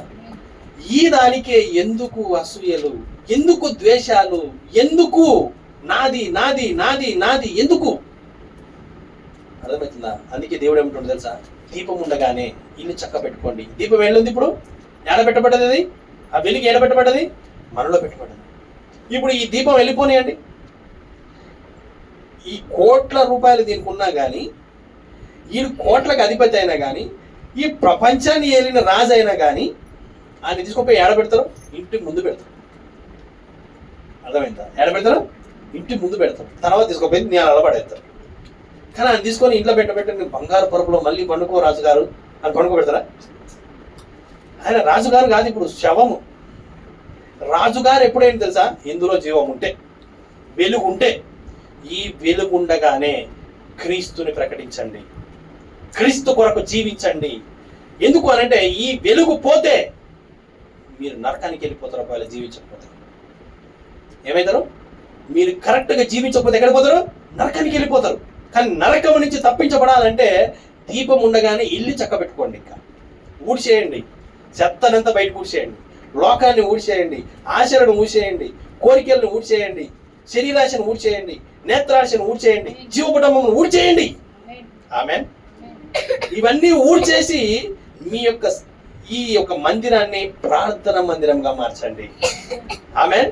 ఏ మందిరంగా చేయడానికి వచ్చిండు ఆయన ఇక్కడికి? ప్రార్థన మందిరంగా చేయడానికి వచ్చిండు. ఆయనకు అప్పటి వరకు కోపం రాలే ప్రభువైన యేసుక్రీస్తుకి. నువ్వు అక్రమ సంతానం అంటుండ్రాలు, పట్టించుకుండా కొట్టిర్రు, పట్టించుకుండా ఉమ్మి వేసిర్రు, పట్టించుకుండా సమాధానం కూడా ఇవ్వలేడు. ముఖాన గుడ్డేసి నువ్వు ప్రవక్త అయితే ప్రవచించాను. ప్రవచించిండా? చేయలేడు. కానీ మందిరాన్ని వ్యాపార స్థలంగా దొంగల గోగా మార్చడానికి చూస్తున్నప్పుడు ఆయన ఏం చేస్తుండు? కొరడా తీసుకొని కొడుతున్నాడు. వీళ్ళెవరు మార్చేటోళ్ళు? మంచి చెడ్డల్ని తెలుగుని చూరక్ష కింద ఉన్నవాళ్ళు. ఆమె ఏం చేస్తుందని ఇంకా ముళ్ళ పొదలు దోస్తా ఉన్నాడు. దాంట్లో నువ్వు ఎట్టనైనా జీవించు, చర్చికి రా సార్. ఆమె నువ్వు ఏమైనా చేయి, దశంభాగం ఇసారు. నువ్వు ఎడగలవో, నువ్వు ఎట్లంటే ఉండు, నువ్వేమైనా మాట్లాడు. ఈడికి వస్తేనేమో ఏ భాషలు? ఈ భాషలు. ఆడికి పోతే లోక భాషలు. లోక భాషలు ఏంటి? చాలా ప్రవచిస్తూ ఉంటారు లోకంలో, కొంతమంది మనం చూస్తూ ఉంటాం. అవునా కదా? మళ్ళీ వాళ్ళు క్రైస్తవులే. తెల్ల చీర కట్టుకునేట ఒక ఆమె చర్చికి వచ్చి చాలా భక్తిగా ఉంటుందట. ఎంత భక్తి అంటే అసలుకి ఎంత మంచిగా ఉంది అసలు ఈమె. అసలు ఎంత మంచిది, వస్తుంది, అన్ని క్లీన్ చేస్తుంది, నీళ్ళు నింపుతుంది, చెప్పులు ఆడ చదువుతుంది, అంత చేస్తుంది. ఎప్పుడు చూసినా కానీ ప్రార్థనలోనే ముసుకేసుకొని ఉంటుంది అనేసట. ఒకసారి ఆ సేవకుడు ఆమెని ఇల్లు దర్శిద్దామని వెళ్ళిందట. అర్థమైందా? పాపం సేవ చేస్తుంది కదా పాపం, ఆమె ఒకసారి ఇంటికి వెళ్ళి పాపం దర్శించాము గురించి ప్రార్థన చేద్దామని సేవకుడట వాళ్ళ ఇంటికి వెళ్ళిండట. వీడికి వస్తే ఈమె చర్చిలో భాషలు కూడా మాట్లాడుతుందట. అర్థమైందా? ఇక ఆడికి పోగానే ఏదో నల్ల దగ్గర నీళ్ళ దగ్గర అది చిన్న పంచాయతీ వచ్చింది పద్మాలకి. ఇక చూడు ఆమె భాషలు అందుకుందట. ఇక మామూలు భాషలు కాదట, చెవుల నుంచి రక్తం కాని భాషలు మాట్లాడుతుందట ఆమె. అర్థమైందా? ఈడ ఈ భాష, ఆడ ఆ భాష. అర్థమైందా? 2 భాషలు వచ్చినాయి ఆమెకి. అర్థమైందా? అంటే ఈడికి వస్తేనేమో భక్తి, ఆడికి పోతేనేమో లోకం. ఇదేంటిది? కాకి జీవితం. కాకి ఏం చేస్తుంది? చర్చికి వస్తుంది, పాటలు పాడుతుంది, ప్రార్థనలు చేస్తుంది, ఎగురుతుంది, తూకుతుంది, అన్ని చేస్తుంది. మళ్ళీ లోకంలో పోయి చచ్చిపోయిన వాటి మీద వాళ్ళు తింటుంది ఆమె. కానీ పావురం ఏం చేస్తుంది? కేవలం గోధుమలే తింటా ఉంటుంది పాపం. అవునా కదా? చిన్న మూతి, ఒక్కొక్క గోధుమ తింటుంది, అంతేనా? ఈ కాకి మూతి కూడా పొడుగుంటుంది, చూసిరో లేదు? అవునా కదా? మూతి పొడుగుండడం వల్ల ఏం చేస్తుంది? ఇది తినేది ఒక గింజ తినేసరికి ఇది 10 గింజలు తింటుంది. అవునా కదా? ఎందుకంటే దానికి అన్ని కోర్సు తెలుసు, అంత చదివింది బైబిల్. అది జ్ఞాని. ఆమె ఎవరిది? కాకి జ్ఞాని. పావురం ఎవరు? పరిశుద్ధాత్మ సాదృశ్యం, దేవుడి ద్వారా నడిపించబడే వ్యక్తి. ఆమె ఈ వ్యక్తి ఏం చేస్తున్నాడు? ఒకటి తింటూనే ఉన్నాడు, ఓపికతో తింటా ఉన్నాడు. ఈ లోకం అనే పరుగు పంజములో ఓపికతో నిదానించి పరిగెత్తండి. పాపం దీనికి ఇది ఒకటే తెలుసు. ఇంకా ఇదేం చేస్తుంది? హల్లెలూయా అంటుంది, ఆమేన్ అంటుంది, తింటుంది, ఫుల్గా తింటుంది, లోకంలో పోతుంది, చచ్చిపోయిన వాటిలో తింటుంది. ఎవరిది? కాకి. ఈడ భాషలు, ఆడ భాషలు. అర్థమైందా? ఈ జీవితంలో నుంచి మీరు బయటికి రండి. ఏ జీవితంలో నుంచి? మీ హృదయం శుద్ధిగా ఉంటే దేవుడు మీలో కార్యం చేయగలడు. మీ హృదయం శుద్ధిగా ఉండాలి అని అంటే మీరు ముందుగా ఎన్నిక చేయబడి ఉండాలి. ఆమె మీరు ముందుగా ఎన్నిక చేయబడితే ఈరోజు వింటారట. ఏం చేస్తారు? మనం విని మనము దాన్ని ప్రకారంగా జీవించడానికి ఇష్టపడతాం, ముందుగా ఎన్నిక చేయబడితే. అవునా కదా? ఒక చిన్న కథ చెప్తాం మీకు. ఏంటంటే ఒక పక్షిరాజు పిల్ల ఉందట. ఆ పిల్ల పాపం కోడి పిల్లల మధ్యలో చేరింది. గుడ్డు పాపం పెడితే ఆ పక్షిరాజు పిల్ల గుడ్డు కాస్త, పక్షిరాజు గుడ్డు కాస్త కోడి గుడ్లలో చేరింది. ఇది ఏం చేసింది అంటే పొదిగింది. ఎవరు? కోడిగారు పొదిగారు. పొదిగిన తర్వాత పిల్లలు చేశారు. కోడి పిల్లలతోనే ఈ పక్షిరాజు పిల్ల కూడా వచ్చింది. ఇది వచ్చిన తర్వాత ఇది కూడా ఎదుగుతుంది. ఇంకా అది ఎదుగుతుంది, ఇది ఎదుగుతుంది. కానీ దీని రూపం వేరుంది, దాని రూపం వేరుంది. అది చూసినేమో దాని ముక్కు కొంచెం ఎట్లనో వెరైటీగా ఉంది, దీని ముక్కు వెరైటీగా ఉంది, దాని రెక్కలు వెరైటీగా ఉన్నాయి, దీని రెక్కలు వెరైటీగా ఉన్నాయి. కానీ ఇవేమో చచ్చిపోయిన వాటిని తోముకొని తింటా ఉన్నాయి కోడి పిల్లలు. ఇది కూడా అదే తింటుంది, యాక్ అంటుంది. ఎందుకు అని అంటే పక్షిరాజు యొక్క స్వభావం ఏంటంటే ఫ్రెష్ ఫుడ్ తినే స్వభావం. ఆమె కల్మషం లేని ఫుడ్ తినే స్వభావం ఈ పక్షిరాజు స్వభావం. ముందుగా జగత్పునాది వేయబడక ముందు ఏర్పరచబడిన పక్షిరాజు యొక్క స్వభావం ఏంటి? వాక్యముతోనే జీవించే స్వభావం, వాక్య ప్రకారంగా నడిచే స్వభావం. కానీ ఇప్పుడు ఏమైందనంటే కోడిపిల్లల మధ్యలో చేరింది. అంటే ఈ కోడిపిల్లలు ఎవరు అంటే లోకముతోనూ వాక్యముతోనూ సాంగత్యం చేసేవారు. ఈ చర్చిలో చేరింది. వచ్చి చేరగానే అవి తింటా ఉన్నాయి, ఇది కూడా తింటుంది, కానీ వ్యాక్ అంటుంది, తింటుంది, వ్యాక్ అంటుంది. దానికి అర్థమైతలేదు. అయితే ఒకరోజు తల్లి స్వరం వినపడదట. ఎవరికి? ఈ పక్షిరాజుకి. పక్షిరాజు పిల్లకి పైనుంచి పోతా ఉంది, కీస్ కీసమన్నది, అరిచింది. అరవగానే దాని స్వరం దీనికి వినపడుతుంది, నా గొర్రెలు. ఆమేన్. ఎవరికి వినపడితే స్వరం? గొర్రెలకే, వేరే వాటికి అర్థం కాదు భాష. ఎందుకో గొర్రెల కోసమే ఇవ్వబడిన స్వరం అది. గొర్రెలే కాపరి యొక్క స్వరాన్ని వినగలవు. ఇప్పుడు తన తల్లి స్వరాన్ని ఈ యొక్క పక్షిరాజు పిల్ల వింటా ఉంది. వింటా ఉన్నప్పుడు దానికి అర్థమవుతుంది, దాన్ని పిలుస్తుంటే దాని భాష దీనికి అర్థమవుతుంది, దాని మాట దీనికి అర్థమవుతుంది, కోడి పిల్లలకు అర్థమవుతలా. అప్పుడు అది అంటుంది, ఎందుకంటే ఇన్ని రోజులు దీంతో సమాసం చేసిందిగా ఈ భాష కూడా నేర్చుకుందిలే. ఎవరు? పక్షిరాజు పిల్ల. అవునా కదా? యాడుంటే ఆడ ఆ భాష వస్తుందా రాదా? 10 మందిల 9 మందిల 10వ వాడిగా నువ్వు ఉండి మంచిలో ఉంటే మంచి లక్షణాలు వస్తాయి. నువ్వు చర్చిలో వచ్చి మంట దగ్గర కూర్చుంటే అందరికీ వెచ్చదనం వస్తుంది. అవునా? ఎందుకంటే ఇక్కడ మంట వేసింది కాబట్టి. మంట నుంచి బయటికి పో, నీ జీవితం నీది, ఆమె జీవితం అవ్వదు. ఆమె ఆ మంటని కలిగిపోతుంది, నువ్వు కలగలేకుండా పోతావు. కనుక అవునా కదా? మళ్ళీ ఇడికిరా, మళ్ళీ ఆ మంట ఉంటుంది. ఇది ఏంటంటే ఫెలోషిప్, సహవాసం, వాక్యపు సహవాసం, కోడి పిల్లల సహవాసం, లోకంతో సహవాసం. మంచివాడు, మంచిగా చదివేవాడు చెడ్డ పిల్లలతో సహవాసం చేసిండు, ఏమైతే దానికి చెడు సహవాసం వచ్చి చెడు అలవాట్లు వచ్చేసి వీడి స్వభావం కాదు. యాక్చువల్గా వీడు అడిగి పోయి వేరేవాడిని కొడుతుంటే వీడు బాధపడతా ఉంటాడు. అర్థమైందా? వాళ్ళని వేరేవాళ్ళని తిరుగుతా ఉంటే వాళ్ళు కొడతా ఉంటే వద్దురా, అరే ఎందుకురా అట్లా కొట్టకూడదురా, తప్పురా, ఆయన ఏం కదలేరా అన్నప్పుడు వీడేంటంటే వాళ్ళతో కలిసి ఉంటున్నాడు, కానీ దానికి సంబంధించినవాడు కాదు. ఆమేన్. కానీ ఒకరోజు తల్లి స్వరం వినపడ్డది, కాపరి స్వరం వినపడ్డది. ఇప్పుడు ఏం చేస్తుంది? ఆ యొక్క సిద్ధాంతాల్లో నుంచి, ఆ యొక్క లోకంతో కలిసిపోయిన పులివార పొట్లాలలో నుంచి బయటకు వచ్చేస్తుంది. అర్థమవుతుందా? ఈమె వచ్చేస్తున్నప్పుడు అరే నన్ను ఎగరమంటుంది, పక్షిరాజు నన్ను ఎగరమంటుందిరా. పక్షిరాజు అంటే అరే ఏం మాట్లాడుతున్నారా, మన రెక్కలకి ఇంతే ఉంటాయి, ఎగిరితే ఊడిపోతాయి అని ఎవరంటారు? కోడి పిల్లలు అంటా ఉన్నాయి. అవి చెప్పేది అబద్ధమా? లేదు, నిజంగా వాటికి అంతే ఉంటాయి, కానీ దీని రెక్కలు పొడుగుంటాయి. ఆమేన్. ఇది ఎన్నిక చేయబడింది ఎగరడానికి, ఇది ఆకాశం అంచుల్లోకి ఎగరడానికి ఇది తయారు చేయబడింది, కానీ కోడి పిల్లలు కాదు. హల్లెలూయా. ఈ కోడి పిల్లలు ఏంటంటే ఇంతవరకే ఎగరడానికి ఉన్నాయి, అంతేనే కదా? ఆ కోడి పిల్లలు ఏం చేస్తాయి? ఇంత ఎగరగానే కింద పడిపోతాయి, ఇంత ఎగరగానే కింద పడిపోతాయి అంటున్నాయి అనమాట. అరే పిచ్చోడా, అది కరెక్ట్ కాదురా, నువ్వు ఎగరలేవు, నువ్వు పోలేవు, నువ్వు అది చేయలేవు అనేసి పోయే పక్షిరాజు పిల్లని కూడా లాగుతా ఉన్నాయి. ఏం చేస్తున్నాయి? లాగుతున్నాయి, పోలీస్తాయి. అంత తొందరగా సహవాసం వదులుకొని రాగలుగుతారా మీరు? లోకంతోనే రాలేరు. మొరపెట్టాలి, ప్రార్థించాలి, కన్నీరు విడవాలి, సరెండర్ అవ్వాలి. దేవుడి దగ్గర ఏం కావాలి? సమర్పించుకోవాలి. జీవితాలని సమర్పించుకొని మొరపెడతా ఉండాలంట. ప్రభువా నా స్వభావాన్ని మార్చండి, ప్రభువా నా స్వభావాన్ని మార్చండి, ప్రభువా నన్ను కడగండి, నన్ను కడగండి అనేసి మనం ప్రార్థిస్తూ ఉండాలట. ప్రభువా ఎందుకోసం నన్ను తీసుకొచ్చారు? ప్రభువా ఇంతగానో నేను క్రైస్తవుల్లో ఉండి అన్ని లోకంలో వదిలేసి ఈరోజు నేను నరకానికి పోవాలన్నా? వద్దు ప్రభువా, నేను నరకానికి పోను. ఎత్తబడాలంటే మరి నువ్వేం చేయాలి? నువ్వు లోకంలో నుంచి వేరు కావాలి. లేకపోతే ఏమైతుందో తెలుసా? ఇంతకాలం క్రైస్తవుల్లో ఉండి వాళ్ళు పాటలు పాడుతా, మ్యూజిక్లు పెట్టుకొని ఎంజాయ్ చేస్తా ఉన్నావు, అది నువ్వు చేయకుంటున్నావు. అవునా? వాళ్ళు పప్పులలోకి పోతాను, నువ్వు పోకుంటున్నావు.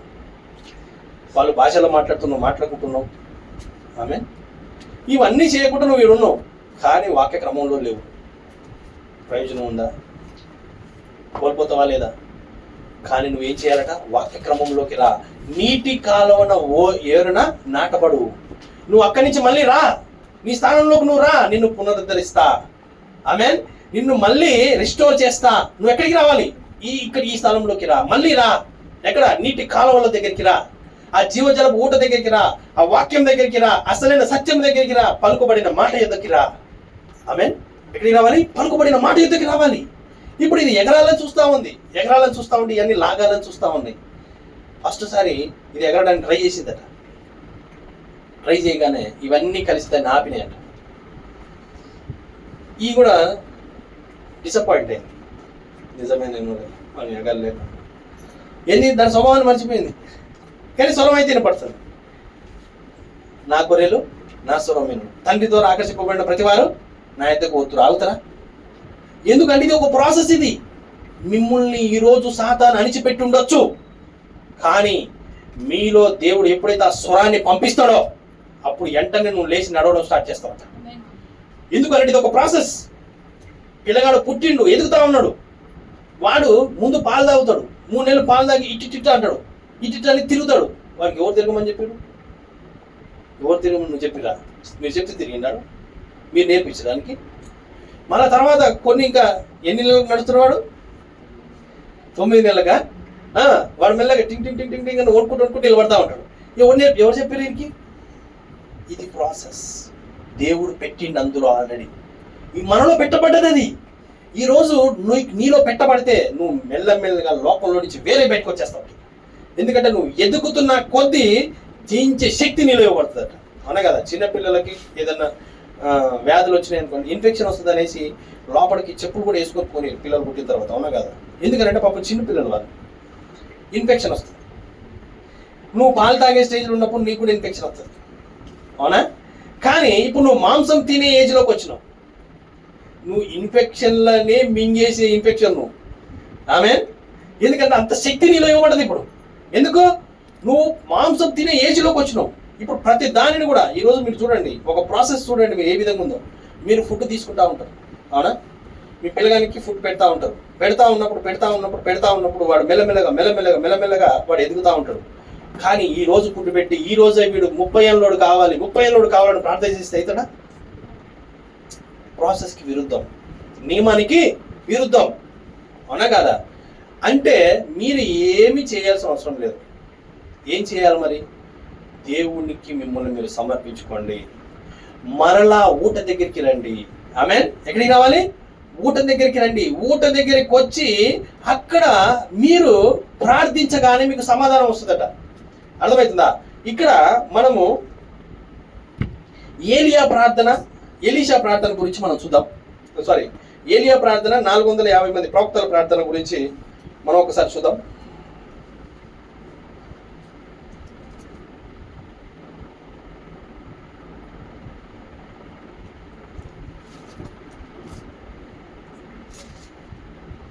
ఒకసారి అది 1 రాజులు 18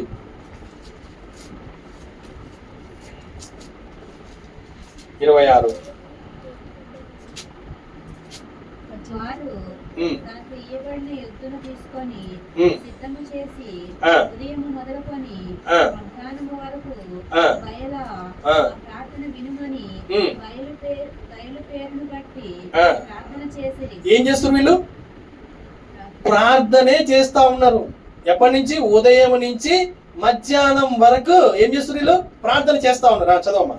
కానీ ఒక మాట అయినను ప్రత్యుత్తరం ఇచ్చేవాడెవడను లేకపోగా వారు తాము చేసిన బలిపీఠమునొద్ద గంతులు వేయ మొదలు పెట్టిరి. మధ్యాహ్నము కాగా ఏలియా వాడు దేవుడై ఉన్నాడు, పెద్ద కేకలు వేయుడి, వాడు ఒకవేళ ధ్యానము చేయుచున్నాడేమో. ఏం చేస్తుంది ఇక్కడ? ఏలియా వ్యంగ్యంగా మాట్లాడుతా ఉన్నాడు. మీ ప్రార్థనలు ఇంటలేడు, పండుకుండేమో, ధ్యానంలో ఉండేమో, అర్థమవుతుందా, బాత్రూంలో ఉండేమో అనేసి ఏలియా ఏం చేస్తుండు? వ్యంగ్యంగా సమాధానం ఇస్తా ఉన్నాడు. ఎందుకు? వీళ్ళు క్రమాన్ని దాటి ప్రార్థిస్తా ఉన్నారు. ఏం చేస్తారు వీళ్ళు? క్రమాన్ని దాటి మాకు కావాలి, మాకు ఇచ్చే ఇప్పుడే 30 సంవత్సరాలు కావాలి, ఇప్పుడే 30 కావాలి, ఎదగాలి, తినంగానే ఇటు ఆహారం రావాలి, నేను ఇంత పొడుగు కావాలి అనేసి ప్రార్థనలు చేస్తారట. ఇవన్నీ ఏం ప్రార్థనలు? ఇవి మూర్ఖపు ప్రార్థనలు. చదవమ్మా. ఒకవేళ ధ్యానము చేయుచున్నాడేమో, దూరమున ఉన్నాడేమో, ప్రయాణము చేయుచున్నాడేమో, వాడు నిద్రపోచున్నాడేమో, మీరు ఒకవేళ లేపవలసి ఉన్నదేమో అని అపహాస్యము చేయగా వారు మరీ గట్టిగా కేకలు వేయుచు రక్తము కారు మట్టుకు తమ మర్యాద చొప్పున కత్తులతోనూ శస్త్రములతోనూ తమ దేహములను కోసుకొనుచుండిరి. ఈ ప్రకారము మధ్యాహ్నమైన తరువాత అస్తమయము నైవేద్యము అర్పించే సమయము వరకు వారు ప్రకటనము చేయుచు వచ్చిరి గాని మాట అయినను ప్రత్యుత్తరం ఇచ్చు వాడైనను ఒక్కడును లేడు. ఒక్క సమాధానం రాలే పాపం. ఎప్పటి వరకు? ఉదయం నుంచి సాయంత్రం వరకు కూడా ఏం సమాధానం రాలే. తర్వాత ఏలియా ప్రార్థన చేస్తా ఉన్నాడు. ఎట్లా చేస్తుండో ఒకసారి చూడండి. చదవమ్మా. అప్పుడు అప్పుడు ఏలియా నా దగ్గరకు రండని దైవజనులందరితో చెప్పగా జనులందరూ అతని దగ్గరకు వచ్చిరి. అతడు క్రింద పడి ద్రోయబడి ఉన్న యెహోవా బలిపీఠమును బాగు చేసి యెహోవా యొక్క ప్రత్యక్షమై నీ నామము ఇశ్రాయేలగునని వాగ్దానము నొందిన యాకోబు సంతతి గోత్రముల లెక్క చొప్పున 12 రాళ్లను తీసుకొని ఏ విధంగా క్రమము చొప్పున కట్టి 12 రాళ్లను తీసుకొని రాళ్ల చేత యెహోవా నామమున ఒక బలిపీఠము కట్టించి దాని చుట్టూ 2 మానికల గింజలు పట్టినంత లోతుగా కందకం ఒకటి త్రవ్వించి కట్టెలను క్రమంగా పేర్చి ఎద్దును తునకలుగా కోసి ఆ కట్టెల మీద ఉంచి జనులు చూచుచుండగా మీరు 4 తొట్ల నిండా నీళ్లు నింపి మళ్ళీ ఇంకేం చేస్తుండే ఎక్స్ట్రా అడిషనల్ గా నీళ్లు కూడా పోపిస్తుండే దాని మీద. చూడు నిజమైన జీవితం ఏ విధంగా ఉంటుందో చూడు. మీరు చూడండి, మీరు కట్టిన బలిపీఠం రాంగ్, కానీ ఇప్పుడు ఈ బలిపీఠం చూడండి, మీరు నీళ్లు పోసుకోండి, ఏమైనా చేయండి. ఎన్ని నీళ్లు పోయాలట? 4 తొట్ల నీళ్లు పోసి పశుమాంసము మీదను కట్టెల మీదను పోయడని చెప్పాను. అది అయిన తరువాత రెండవ మారు ఆ ప్రకారమే చేయడని అతడు చెప్పగా మళ్ళీ రెండో మారు కూడా చేయండి. వారు రెండవ మారును అలాగూ చేసిరి. మూడవ మారును చేయడనగా వారు మూడవ మారును చేసిరి. అప్పుడు ఆ నీళ్లు బలిపీఠము చుట్టూను పొలిపారెను. మరియు అతడు కందకమును నీళ్లతో నింపెను. అస్తమయ నైవేద్యము అర్పించే సమయమున ప్రవక్తయగు ఏలియా దగ్గరకు వచ్చి ఇలాగూ ప్రార్థన చేసి. ఇప్పుడు చూడండి, ఒక్క నిమిషం ఆగండి. ఇప్పుడు చూడండి, జాగ్రత్తగా గమనించండి ఏం చదువుతున్నారని. ఆయన 3 సార్లు కూడా బలిపీఠమును నీళ్లతో తడుపుతా ఉన్నాడు. వీళ్ళేమో మామూలుగా కట్టెలు పెట్టి బలిపీఠాన్ని పరిచి దాని మీద వధించిన మాంసాన్ని పెట్టి వీళ్ళు ఉదయం నుంచి సాయంత్రం వరకు తిరుగుతా ఉన్నారు, ప్రార్థన చేస్తా ఉన్నారు, కొట్టుకుంటా ఉన్నారు, కోసుకుంటా ఉన్నారు, ఇవన్నీ చేస్తా ఉన్నారు. కానీ దేవుడు వీళ్ళ ప్రార్థనలు వినలేదు. ఎందుకు వినలేదనంటే వీళ్ళు వాక్య క్రమాన్ని దాటి చేస్తా ఉన్నారు. ఆమేన్. కానీ ఏలియా చదువమ్మా. అబ్రహాము, ఇస్సాకు, ఇశ్రాయేలుల దేవా, ఇశ్రాయేలుల మధ్య నీవు దేవుడవై ఉన్నావనియు నేను నీ సేవకుడనై ఉన్నాననియు ఈ కార్యములన్నీ నీ సెలవు చేత చేసితిననియు. ఏ సెలవు చేత అంటే ఒకసారి జాగ్రత్తగా వినండి. ఏమంటున్నావు? నీ సెలవు చేత చేసితిననియు అంటే దేవుడు చెప్పిందే చేసేవాడు నిజ సేవకుడు, నిజ విశ్వాసి. ఆమేన్. ఆయన యొక్క కుమారుడు ఎవరు? తండ్రి చెప్పింది. అందుకే ప్రభువైన యేసుక్రీస్తు చెప్పాడు, నా తండ్రి ఏం చెప్తున్నా అదే చేస్తున్నా, నా తండ్రి ఏం చెప్తున్నా అదే చేస్తున్నా, తండ్రి ఏం చెప్తున్నా అదే చేస్తున్నా. ఆ కోనేటి దగ్గర కూడా అంతమంది ఉన్నారు. పాపం దేవుడికి కరుణ లేదా, దయ లేదా, జాలి లేదా? ఒక్కరిని ఎందుకు స్వస్థపడుతున్నాడు? పోయి తండ్రి ఏం చెప్తున్నా అది చేస్తున్నాడు. ఆమేన్. ఈరోజు సెంటిమెంట్లకు తావులేదు. నువ్వు అనుకున్నది కాదు చేయాల్సింది, తండ్రి చిత్తముని చేయాలి. ఆమేన్. ఇది తండ్రి చిత్తాన్ని ఎవరు ఎరిగిరు? ఆ యొక్క కాల గడియ ఏలియా ఎరుగుతా ఉన్నాడు, ఆయన సేవకుడు ఎదుగుతా ఉన్నాడు, ఆయన ఎరిగి ఆయన మాట్లాడుతా ఉన్నాడు. ఇప్పుడు ప్రార్థన చేస్తా ఉన్నాడు. ఎట్లా చేస్తున్నాడు చూడండి. చదవమ్మా. ఈ కార్యములన్నీ నీ సెలవు చేసితిననియు ఈ దినమును కనపరచుము. యెహోవా ప్రార్థన ఆలకించుము. యెహోవానైన నీవే దేవుడవై ఉన్నావనియు నీవు వారి హృదయములను నీ తట్టుకు తిరుగు చేయుదువనియు ఈ జనులకు తెలియనట్లుగా ప్రార్థన అంగీకరించుము. అతడు ఇలాగ ప్రార్థన చేయుచుండగానే యెహోవా అగ్ని దిగి. ఆమేన్. ఎంత అసలు తడువు చేసిండ దేవుడు వీళ్ళ ప్రార్థనలు. అయ్యా నాయన ఎప్పుడు ముగిస్తారా నాయన ఈ కూటంలో, ఎప్పుడు ఆపేస్తారా వీళ్ళు అనేసి దేవుడు ఎదురు చూసిండు. అవునా కాదా? వాళ్ళు చేసే కూటాలని ఏం చేసిండు ఆయన? వీడు ఎప్పుడు ఆపుతాడురా నాయన ఈ ప్రార్థన, ఎప్పుడు ఆగుతాడురా వీడు, ఎప్పుడు ఆపేస్తాడురా వీడు అనేసి వీళ్ళ యొక్క ప్రార్థనల కోసం దేవుడు అట్లా ఆ విధంగా ఉన్నాడు. అవునా కాదా? కానీ ఏలియా ప్రార్థిస్తుండగానే తడువు చేసిండ దేవుడు. పలకగానే, అడగగానే, యథార్థతలో ఈ విధం ఉంది. పొందుకునే విధానం ఎట్లా పొందుకుంటాం? యథార్థమైన జీవితంలో నుంచి. ఆమేన్. నీ ప్రార్థన యథార్థంగా ఉండాలి, నీ జీవితం యథార్థంగా ఉండాలి, లోకం నుంచి పూర్తిగా వేరు కావాలి. వేరే నువ్వు అడిగినప్పుడు నువ్వు వెంటనే దాన్ని పొందుకుంటావట. అర్థమైతే? వెంటనే నీకు ఇవ్వబడుతుందంట. ఆమేన్. ఎందుకంటే నమ్ముట మీ వలన అయితే నమ్మువానికి సమస్తము సాధ్యమే, నేను చేయు క్రియలను మీరు కూడా చేతురు అంటున్నాడు. అధికముగా చేస్తారట. ఇక ఆమేన్. ఎట్లా చేస్తాం? అధికంగా చేస్తాం. అధికంగా ఎట్లా చేస్తున్నాం? మరి మనం చేసేది మనం అధికంగా కాదు, మనలో నుంచి ఆయన చేస్తాడట. ఆమేన్. ఎందుకోసం మనం ఈరోజు తీసుకొచ్చిన దేవుడు ఇక్కడికి? ఈమెని బాణీగా ఇక్కడ ఎందుకు పెట్టినానంటే ఈమె ఆయన కిరీటంలో నుంచి ప్రకాశించుట కొరకు. అర్థమవుతుందా?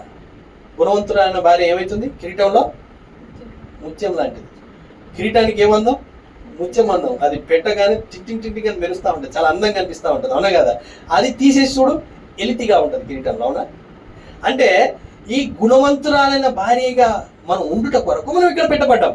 ఆ యొక్క నీటి కాలువల ఎవరైనా నాటబడుట కొరకు మనం ఇక్కడ పెట్టబడ్డాం. ఆ యొక్క క్రమంలో జీవించుట కొరకు మనం ఇక్కడ పెట్టబడ్డాం. కానీ అక్రమంగా జీవిస్తూ సంఘాలకి పోవుట కొరకు కాదు. ఆమేన్. ఈరోజు ఒక క్రమం ఉంది, ఆ క్రమంలో జీవించుట కొరకు మనం పెట్టబడ్డాం. ఆ పక్షిరాజుని వీళ్ళు లాగుతా ఉన్నారు, కానీ అది స్వరం వింటా ఉంది. రెండోసారి కూడా అది ఏం చేసిందంటే ఎగరడానికి ట్రై చేసిందట, మళ్ళీ లాగేశారు. ఎవరాళ్ళు? బయట వాళ్ళు ఎవరు లాగరు, జాగ్రత్తగా గమనించండి. మీరు స్వస్థత పొందుకోకుండా ఉండడానికి ఎవరో బయట నుంచి లాగరు, మిమ్మల్ని మీరు లోపల నుంచే లాగుతాడు, మీ సంఘంలో నుంచే లాగుతాడు. ఎవరు వాడు? లూసిఫర్. అర్థమైందా? అట్లా కాదది, అది మనకు కాదు, వాళ్ళకి స్వస్థత అయిపోయినాయి, అద్భుతాలు జరగవు. నేను ప్రార్థిస్తూనే ఉన్నా, అయితే జరగలేదు. కానీ నిజమైన విశ్వాసాలు చెప్తుందంట, ఏమని తెలుసా? నేను ప్రతి దినము ఆ యొక్క నదిలో ఉన్న నీళ్లు తాగుతా ఉన్నాను. అట్లా అందుకే అవసరం పెట్టినామని ఇక్కడ అనుదిన ఆహారం కోసమేనా? ప్రార్థన ఏం చేయమన్నాడు యాక్చువల్గా? మన పరలోక ప్రార్థనలు ఏముంటుంది? అనుదిన ఆహారమును మాకు అనుగ్రహించండి. ఎక్కడుంటే వస్తుంది మరి? ప్రతిరోజు దీనికి కావాల్సిన నీళ్లు రావాలంటే ఎక్కడ ఉండాలి? ఇది నీటి కాలువలో ఎవరైనా నాటపడాలి. ఆమేన్. అప్పుడు ఇది ఆకు వాడక ఫలించే చెట్టు వలె ఉంటుందట. ఇప్పుడు ఏం చేయాలి? వాక్యక్రమంలోకి రండి, లోక స్నేహితాలను వదిలేసేయండి, లోకంలో సాంగత్యాన్ని వదిలేసేయండి, ఇకనైనా మారండి. అర్థమవుతుందా? ఒకటి సహజ సంతానం ఒకటి ఉంది. అబ్రహాముకి వాగ్దానం చేసిండు దేవుడు, ఏంటంటే నీకు ఒక కుమారుణ్ణి ఇస్తా. ఏమని వాగ్దానం చేస్తుండో? నీకు ఒక కుమారుణ్ణి ఇస్తా అంటున్నాడు, అవునా? చెప్పిడా లేదా? చెప్పిన తర్వాత వాళ్ళు ప్రయాణమై వెళ్ళారు. ఒక దగ్గర కరువు వచ్చింది, ఐగుప్తులకి వెళ్ళారు. వెళ్ళిన తర్వాత ఒక రాజు, ఆమె భార్య చాలా చక్కనిదట, అందమైందైతే మరి రాజు నిజంగా ఆ అబీమెలెకు రాజు మరి నీ అందాన్ని చూసేసి నిన్ను వివాహం చేసుకొని నన్ను చంపేస్తాడేమో, కాబట్టి నువ్వు ఒక పని చేయి, నేను నీ చెల్లె అని చెప్పు, నా చెల్లెవని చెప్పు నువ్వు అనేసి అంటాడు. అంటాడా అబ్రహాం? అన్నప్పుడు ఆమె ఏం చెప్తుంది? నేను మా అన్న అని చెప్తుంది. అప్పుడు ఏం చేస్తాడు అబీమెలెకు రాజు? ఆమెని ఇష్టపడి ఆమెని ఆయన మందిరంలోకి తెప్పించుకుంటాడు. అంతేనా? తెప్పించుకున్నా లేదా? ఇవన్నీ లేఖనాలు మీకు ఇస్తా, కానీ అన్ని చదివిపోయాయి, టైం లేదు కాబట్టి. అయితే ఆయన అక్కడ తెప్పించుకున్న తర్వాత ఇప్పుడు అబ్రహాము ఎందుకు హ్యాపీగా ఇంట్లో ఉండగలిగిండు? తన భార్యను ఎవరన్నా పడకపోతే ఊకుంటారా? ఎవరన్నా ఊకుంటారా? ఎవరు ఊకోరు. కానీ అబ్రహాం ఎందుకు సైలెంట్గా మంచిగా హ్యాపీగా పడుకున్నాడు? ఎందుకు తెలుసా? నీకు శారాకి నేను ఒక కుమారుని ఇస్తా అనేసి వాగ్దానం చేసిండట. ఆమేన్. ఇప్పుడు వాడు ఆమెను ముట్టలేడిక. హల్లెలూయా. ఈ రోజు దేవుడు కూడా ఈ రాజసంతానానికి వాగ్దానం చేస్తా ఉన్నాడు. ఆమేన్. ఈ కోల్పోయిన ప్రతి పంట నీకు ఇస్తా, నిన్ను ఎత్తబాటులోకి తీసుకెళ్తా, నువ్వు నా దానివి అని. అబ్రహాము ఈ శరీరంలో ఉన్న ఈ సంతానానికే ఈ విధంగా దేవుడు తోడుండి ఆమెను ముట్టకుండా, అబీమెలెకు రాజును ముట్టకుండా చేసిండు అని అంటే ఈ ఆత్మీయ వధువు గురించి ఏంటి? ఈ రాజసంతానం గురించి ఏంటి? ఆమేన్. ముట్టగలడా వాడు వచ్చి ఈరోజు? ముట్టలేడు. మీరు భయపడాల్సిన అవసరం లేదు. మీరు ఎక్కడున్నా, మీరు ఎవరున్నారు తెలుసా? ఈరోజు లోకం అనే అరణ్యంలో ఉన్నారట. ఇది ఎవరికి ఇవ్వబడింది? సాతాని ఏదేనుది. అంతేనా? ఏదేనిది? సాతాని యొక్క ఏదేను. ఈ ఏదేనులో మనం ఉన్నాం. ఇప్పుడు వానికి ఇవ్వబడిన ఏదేనిది, కానీ వాడు మన్ని ముట్టగలడా? అందుకే ప్రకటన గ్రంథంలో అంటాడు, ఏమంటాడు? నా నూనెని, నా ద్రాక్షారసాన్ని ముట్టకు. ఎవరా నూనె, ఆ ద్రాక్షారసం? ఎక్కడుందా? అది ఈమెలో ఉంది. ఆమేన్. ఎన్నిక చేయబడిన ఎన్నికలో ఉంది. అర్థమవుతుందా? నీవు దానికి సంబంధించిన దానివైతే నాకు ఇప్పుడే ఇచ్చే అనేసి నువ్వు ఏదో ఉద్యమ ప్రార్థన చేయాల్సిన అవసరం లేదట. అర్థమైందా? నువ్వేదో చింతించాల్సిన అవసరం లేదట. లోకమంతా మునిగిపోతా ఉన్నా కానీ, లోకమంతా కానీ ఆ మొత్తం ఆ భూకంపం వచ్చి కూలిపోతా ఉన్నా కానీ ఈమె మాత్రం హ్యాపీగా కాలు మీద కాలేసుకొని కూర్చుంటాట. అబ్రహాం లాగా. ఆడ భార్యను ఏం చేసుకోబోతున్నాయన? వివాహం చేసుకోబోతా ఉన్నాడు. ఈయన ఏం చేసిన? ఇట్లా కూర్చొని కాలు మీద కాలేసుకొని ఇట్లా కూర్చుంటాడు. ఎందుకు కూర్చుండు? వాగ్దానము చేసిన వాడు నమ్మదగిన వాడు. ఆమేన్. ఇప్పుడు అసలు ముట్టలేడు, అసలు వాడు ముట్టలేడు. కానీ ఒకటి చేయగలడు. ఏం చేసిండు ఒకసారి చూద్దాం. దాన్ని చూస్తేనే మనకు కూడా కొంచెం ఉత్సాహం వస్తుంది అనమాట. వాడు ముట్టలేడు కానీ ఏం చేసిండు?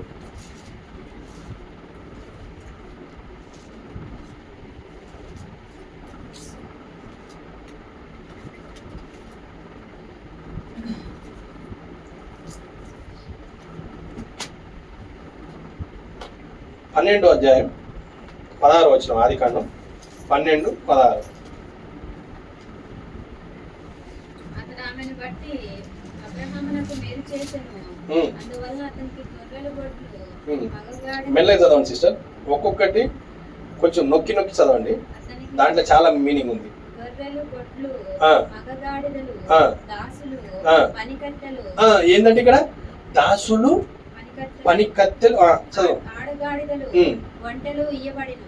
అయితే యెహోవా అబ్రహాము భార్య అయిన శారాని బట్టి ఫరోను అతని ఇంటి వారిని మహావేదనల చేత బాధించెను. అప్పుడు ఫరో అబ్రహామును పిలిపించి, నీవు నాకు చేసినది ఏమిటి? ఈమె నీ భార్య అని నాకెందుకు తెలుపలేదు? చాలు సిస్టర్, అక్కడ ఆపండి. ఆదికాండం 16వ అధ్యాయం 3వ వచనం ఒకసారి. కాబట్టి అబ్రహాము కానాను దేశములో 10 ఏండ్లు కాపురమున్న తరువాత అబ్రహాము భార్య అయిన శారయి తన దాసి అయిన హాగరును ఐగుప్తీయురాల్ని తీసుకొని. ఇక్కడ ఆపండి ఒకసారి. ఇక్కడ మీరు జాగ్రత్త చూడండి. ఆమె ఎక్కడి నుంచి వచ్చింది? ఆమె ఎవరు? హాగర్ ఎవరు అసలు? ఎవరిచ్చింది గిఫ్ట్?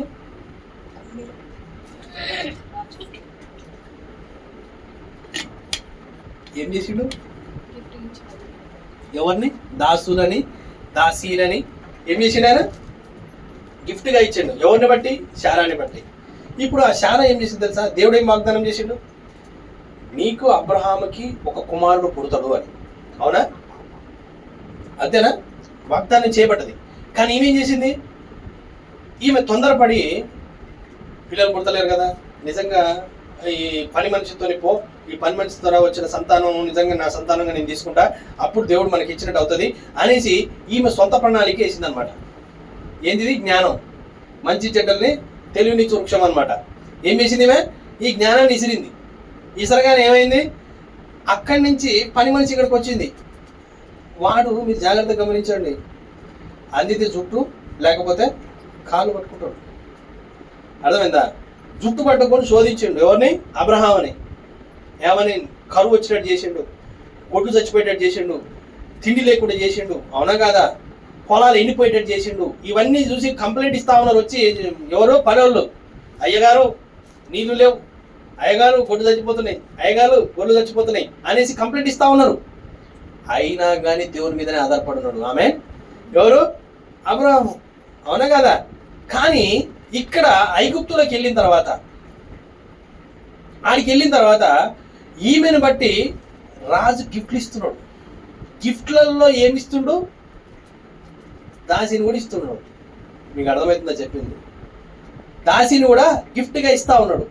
అంటే ఈరోజు మీరు కష్టాలు వచ్చినా, శ్రమలు వచ్చినా, బాధలు వచ్చినా, ఇరుకులు వచ్చినా, ఇబ్బందులు వచ్చినా, ఏమొచ్చినా కానీ నీవే దేవుడు అయ్యా అని నిలబడ్డావు. అమ్మని అమ్మ, ఎంత గొప్ప విశ్వాసాలేమో. ఏమని ఇట కాదు, వేరే యాంగిల్ మారుద్దాం. ఏం మారుద్దాం? వేరే యాంగిల్ మారుద్దాం. ఇప్పుడు ఏం చేద్దామంటే, ఈమెకి ఇప్పుడు 10,000 రూపాయల జీతం వస్తుంది అనుకుందాం. పాపం ఏదో పని చేస్తుంది, అర్థమైందా? 10,000 వస్తుంది అనుకుందాం. ఈమెకి 1,00,000 రూపాయలు చేద్దాం. ఏం చేద్దాం? 1,00,000 రూపాయలు చేద్దాం. ఇదేంటి? బహుమతి. నీకెంత అయ్యో, దేవుడు నన్ను ఆశీర్వదించాడు. ఏం చేశాడు?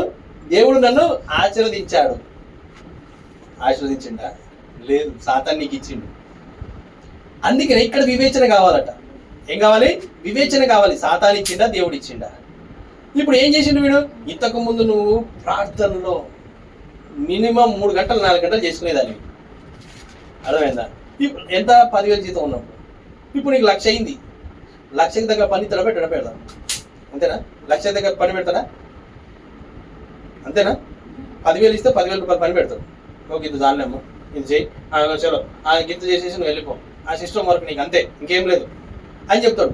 ఒక 5 hours డ్యూటీ నీది. అప్పుడు ఇప్పుడు ₹1,00,000 వచ్చింది, నీకు 12 hours డ్యూటీ అయింది. ఇంతకుముందు ప్రాంతం 3 గంటలు ఉండి ఇప్పుడు 3 నిమిషాలు అయింది. ఆశీర్వాదం ఇది, ఆశీర్వదించిండా, గిఫ్ట్ వచ్చిందాడ, బహుమతి. అది అబ్రాహాంకి ఇవ్వబడింది బహుమతి. అది ఏందది? అదే ఇస్మాయిల్ని తీసుకొచ్చింది. ఆమె ఏం చేసింది? ఆ బహుమతి ఏం తెచ్చింది? ఇస్మాయిల్ తెచ్చింది. అప్పుడు ఏమైంది? అడవి గాడిద వంటి స్వభావం కలిగిన వ్యక్తిని తీసుకొచ్చింది అక్కడికి. మన సొంత తెలివితేట, మన సొంత జ్ఞానం. అర్థమైందా? అందుకనే మనం ఏదో ఆశీర్వాదాలు వచ్చినా కానీ, ఒక కష్టం వచ్చినా కానీ, ఒక నష్టం వచ్చినా కానీ మనం వెళ్ళేట దేవుని సన్నిధిలో ఆలోచన సభ పెట్టాలట. ఏం చేయాలి? ప్రభువా, ఇది ఎందు నిమిత్తం వచ్చింది నాకు తెలియదయ్యా, నాకు అర్థం అవ్వట్లేదు, మీరు నాకు సహాయం చేయరా. ఈరోజు ఒకటేసారి పెద్ద ఎక్కువ ఆస్తి వచ్చేసింది. ఎందుకు వచ్చిందో ఇది, ఏందో ఇది, దీనికి ఏముందో అసలు ఫస్ట్ పోయి దేవుని అడగాలి. అర్థమైందా? ఒక ఆయన ఇంతే ఉన్నాడు అనమాట. ఒక ఆయన ఫ్రీగా స్థలం ఇస్తా అని చెప్తాగానే దానికి ఏం మాట ముచ్చట లేకుండా ఆ స్థలాన్ని తీసేసుకున్నాడు. దేవుడు నాకు ఇచ్చేసాడు అని చెప్పుకున్నాడు. కొన్ని నెలల తర్వాత ఆ యొక్క సొసైటీ వాళ్ళు దానికి కంప్లైంట్ చేస్తా ఉన్నారు. కంప్లైంట్ చేసినప్పుడు ఆయన ఏం చేసినట్టు, నా స్థలం నాకు ఇచ్చారు. ఈయన దగ్గర అప్పుడు ఏం పేపర్లు లేవు, ఏం రాయించుకోలేదు, ఏం నోటి మాట ఇవ్వలేదు. ఇప్పుడు దేవుడు ఇచ్చిండా, సాతాను ఇచ్చిండా? Be careful. అంటే ఇక్కడ నిజ క్రైస్తవుడికి ఏముంటుందంటే వివేచన ఉంటుందట. వాడు బండ మీద కట్టబడతాడట. ఆమె ఎక్కడ? బండ మీద కట్టబడతాడట. బండ ఏంటి? ప్రత్యక్షత, దేవుడి దగ్గర నుంచి వ్యక్తిగత సహవాసం ప్రతి దినము నువ్వు కలిగి ఉంటావట. ఆమె ఇప్పుడు నీవు అప్పుడు దాన్ని నువ్వు పొందుకోగలవు. నువ్వు పూర్తిగా లోకంలో నుంచి వేరైతే, దేవుడు చెప్పినట్టు చేస్తే, ఆ నీటి కాలంలో ఎవరైనా నాటబడితే నువ్వు ఆకు వాడక ఫలించే చెట్టు వల్ల ఉంటావు. అవునా కదా? ఇప్పుడు ఒక ఫ్రూట్ పెట్టబడ్డది అనుకుందాం. ఇక్కడ ఇది చెట్టు ఎదిగింది, ఫ్రూట్ పెట్టబడ్డది. ఈ ఫ్రూట్ ఈ చెట్టే తింటదా? ఎవరికి కావాలి ఫ్రూట్? ఇది ఇతరులకు ఇచ్చేదై ఉన్నది. క్రైస్తవం అంటే ఏంటి? ఇతరుల కొరకు జీవించేదే నిజ క్రైస్తవం. ప్రభువైన యేసుక్రీస్తు వచ్చి ఏమంటున్నాడు? నక్కలకు గొర్రెలు ఉన్నాయి కానీ, ఆకాశ పక్షులకు గుళ్ళు ఉన్నాయి కానీ, మనిషి కుమారుడు తలవాల్చుకోవడానికైనా స్థలం లేదట. అరే, మనిషి కుమారుడు ఏంది, దేవుడు ఏంది, ఆయన బంగారపు వీధుల్లో నడిచేవాడు. ఆయన ఎంత తగ్గించుకున్నాడో అంత ఎవడు తగ్గించుకోలేడు. పశువుల పాకలో జన్మించిండు ఆయన. అవునా కదా? తోలు దట్టిని చుట్టేది ఆయనకి. ఆ పశువులకు చుట్టేది చాలా కరుకుకుంటుందట, చాలా ఇరిటేషన్ వస్తుందట శరీరానికి అది చుడితే. అట్లాంటి దాంట్లో వస్త్రంలో చుట్టబడ్డ ఆయన పశువుల పాకలో. ఈ జ్ఞానులంతా దాన్ని గ్రహించలేకపోయారు. అవునా కదా? ఎందుకంటే వీళ్ళందరూ అనుకుంటా ఉన్నారు దేవుడు ఎట్లా వస్తాడంటే మా యొక్క రాజు యొక్క కుమార్తె కడుపులో నుంచి పుట్టొచ్చు, అప్పుడు దేవదూతలందరూ తీసుకొచ్చేసి ఆయనకు ఆరతీయొచ్చు అనేసి వీళ్ళందరూ అట్లా ఎక్స్పెక్టేషన్స్లో ఉన్నారు. కానీ దేవుడు ఎట్లా వచ్చాడు? చాలా సింప్లిసిటీలో వచ్చాడు, సామాన్యతలో వచ్చాడు. సామాన్యత అంటే ఏంటి తెలుసా? విధేయత కలిగిన జీవితం. ఆమేన్. ఏ విధేయత? ఎటువంటి గర్వము లేని జీవితం. వాక్యం యొక్క స్వభావం, పావురం యొక్క స్వభావం అది. ఆమేన్. అందుకనే పౌలు గారు కూడా ఎంతో కరకైన, సౌలుగా ఉన్నప్పుడు చాలా కరకైన స్వభావం అయింది. అవునా కదా? క్రైస్తవులు యేసు ప్రభుని నమ్ముకున్న వారు అంటేనే చంపే స్వభావం. అవునా? కొట్టే స్వభావం, జైల్లో వేసే స్వభావం. కానీ దమస్కు మార్గంలో ఆ వెలుగు తక్కగానే ఏమైంది? స్వభావం మారిపోయింది. స్వభావం మారిపోయి ఇప్పుడు ఏ స్వభావం వచ్చింది? ఇంతకు ముందేమో ఇట్టంటోళ్ళని చూస్తే చాలా కోపం వస్తుండే ఆయనకి, ఇప్పుడేమో ప్రేమ వస్తుందట. ఇప్పుడు చూస్తే కరుణ వస్తుందట, ఇప్పుడు చూస్తే దయ వస్తుందట. ఇవన్నీ చూసిన పౌలు గారు ఏమంటున్నారు తెలుసా? ఇక జీవించేది నేను కాదు, క్రీస్తు. ఆమేన్. ఎందుకు అంటున్నాడు ఈ మాట? ఆయన స్వభావం కాకుండా వేరే స్వభావం లోపలికి వచ్చింది. ఈ రోజు మనందరికీ ఆ స్వభావం రావాలి. ఆమేన్. ఏం కావాలి? ఆ స్వభావం మనలోకి రావాలి. మనం పూర్తిగా లోకంలో నుంచి వేరు కావాలి. అసలు యాక్చువల్గా మీకు చెప్పాలంటే నేను మెసేజ్ స్టార్ట్ చేయలేదు, కానీ నేను ముగించేస్తా. ఒక చిన్న కోడ్ చదివి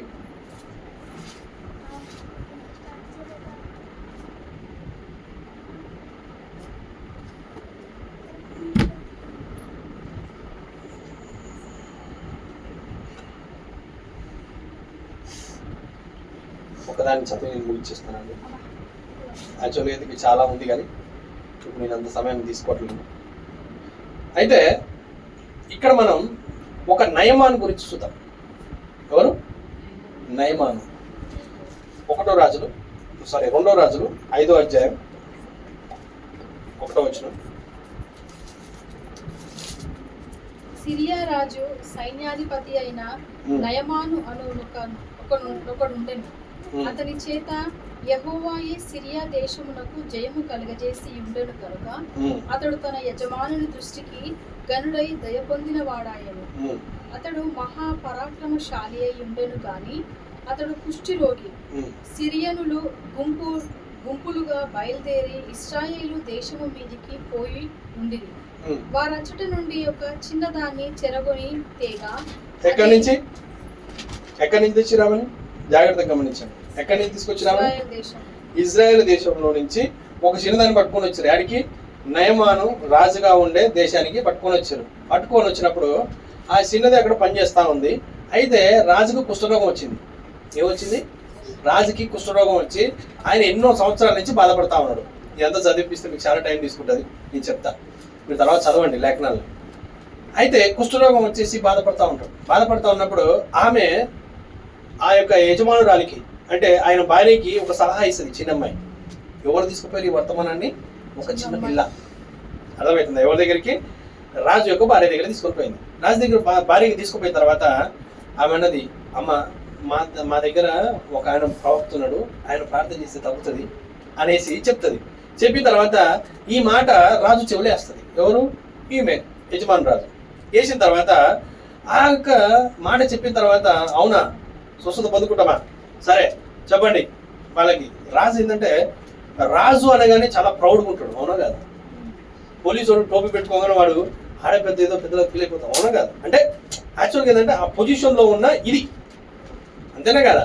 రాజు అనగానే ఇంకా టీవీగా ఉండాలి, ముందాగా ఉండాలి, గర్వంగా ఉండాలి, అహంకారంగా ఉండాలి. ఇది రాజు యొక్క స్వభావం, అవునా? అయితే ఏం చెప్తారంటే ఆగిపోతాడు.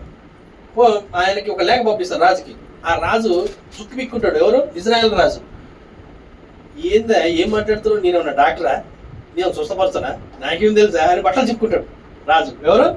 ఆ రాజు చిచ్చుకున్నప్పుడు ఎలీషా రాజుకు ఒక లేఖను పంపిస్తాడు. ఇజ్రాయేలులో ఒక ప్రవక్త ఉన్నాడని తెలియజేయుట కొరకే దేవుడు ఇక్కడ పంపిస్తున్నాడు. ఇజ్రాయేల్లో ఒక ప్రవక్త ఉన్నాడు, రానియండి ఆయన్ని అనేసి ఎలీషా ఈ రాజుకి లేఖ రాస్తాడు. ఇజ్రాయెల్ రాజుకి లేఖ రాసిన తర్వాత ఇజ్రాయెల్ రాజు రమ్మని చెప్తాడు. రమ్మని చెప్పిన తర్వాత రాజు ఏం చేస్తాడంటే, రాజు వచ్చినప్పుడు ఉత్తరాడు చాలా అట్టాసంగా వస్తారు. ఎక్కడైనా రాజు పోయినప్పుడు బహుమతులు దండిగా ఉంటాయి రాజు దగ్గర. బంగారం, వజ్రాలు, వైడూర్యాలు అన్ని పట్టుకొని పోతారు. బహుమతులు ఎక్కువ తీసుకొస్తారు రాజు, అవునా? అవన్నీ తీసుకొని వస్తారు. తీసుకొని వచ్చేసి ఎలీషాకు సమాచారాన్ని పంపించండి, పలానా రాజుగారు వచ్చారు, వచ్చి ప్రార్థన చేసుకోమనండి. ఏంటంటే ప్రార్థన చేసుకోమనండి అనేసి సమాచారాన్ని పంపించినారు.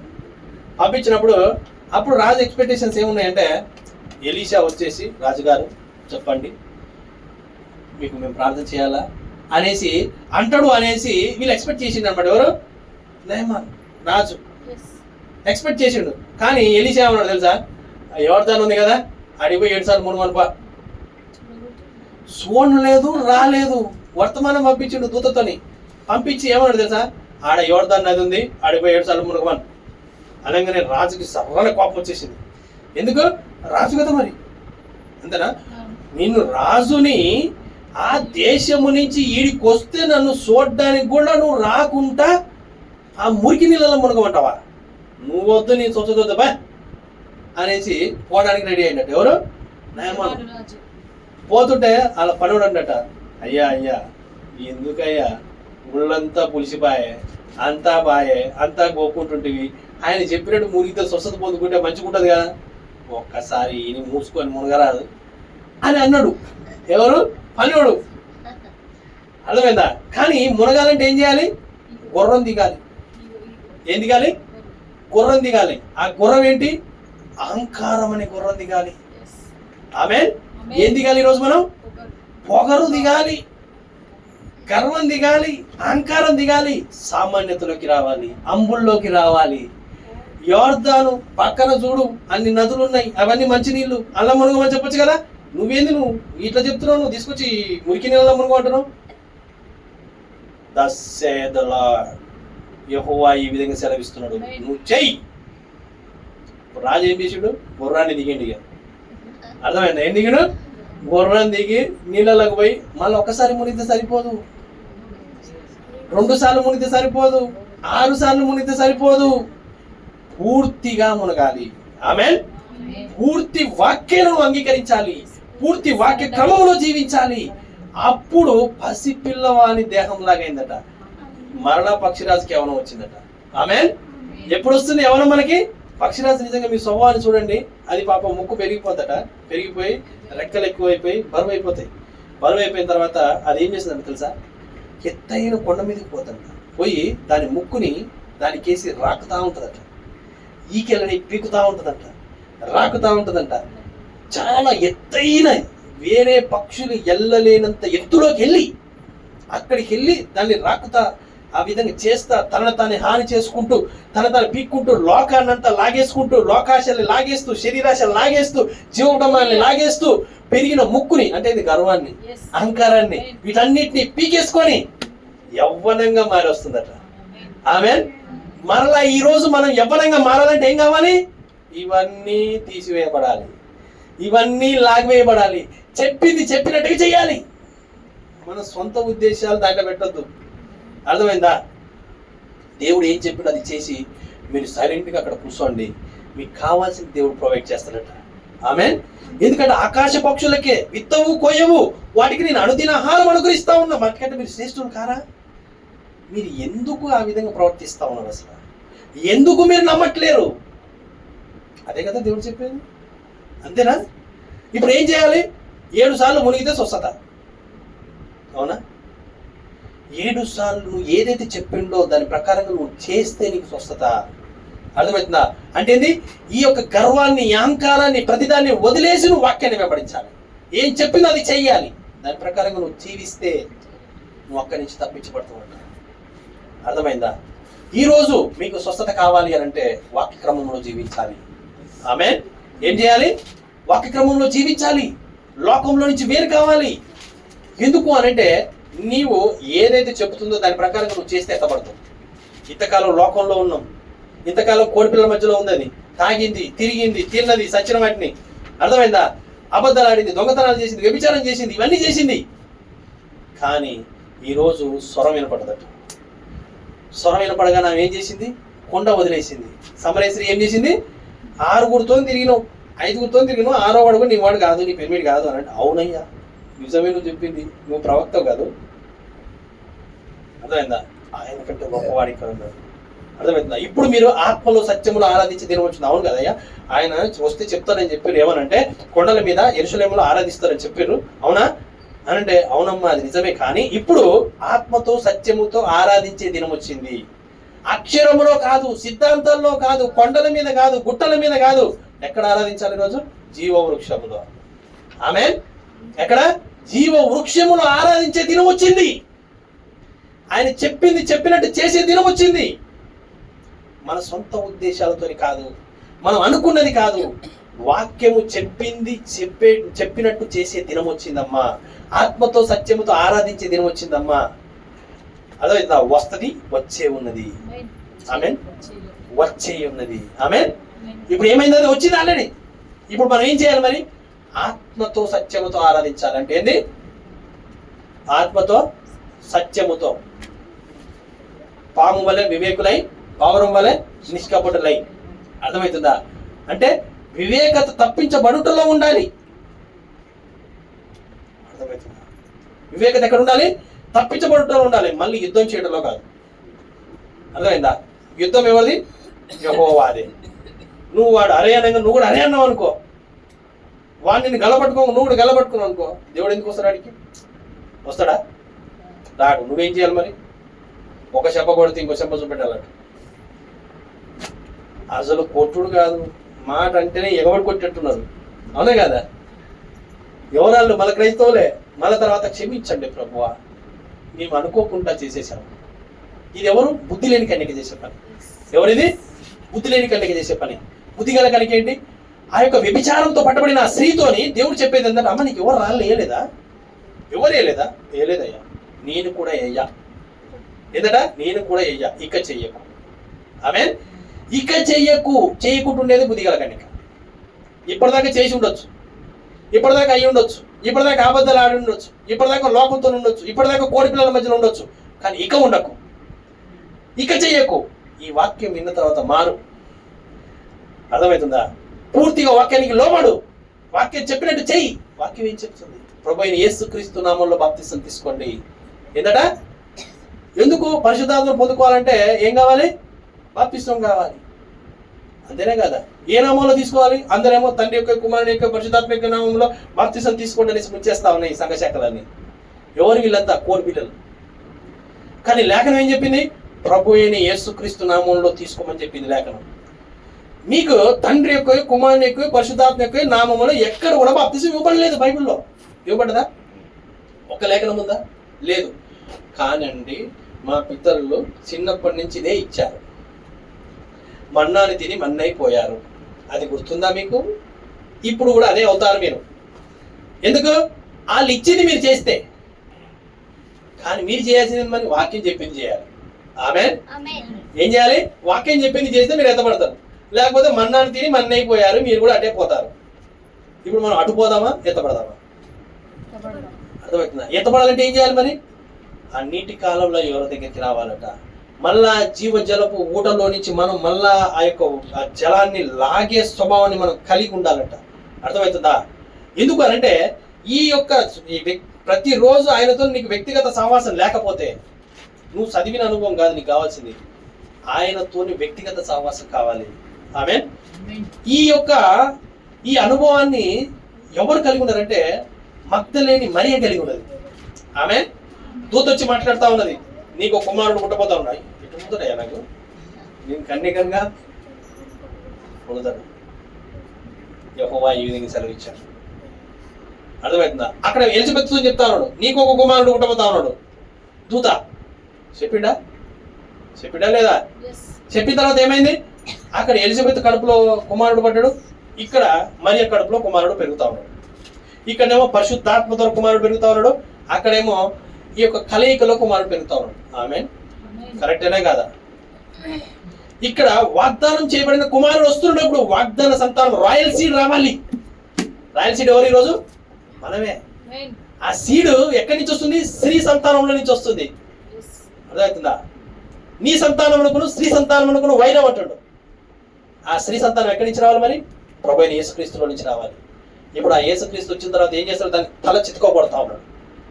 ఆమేన్.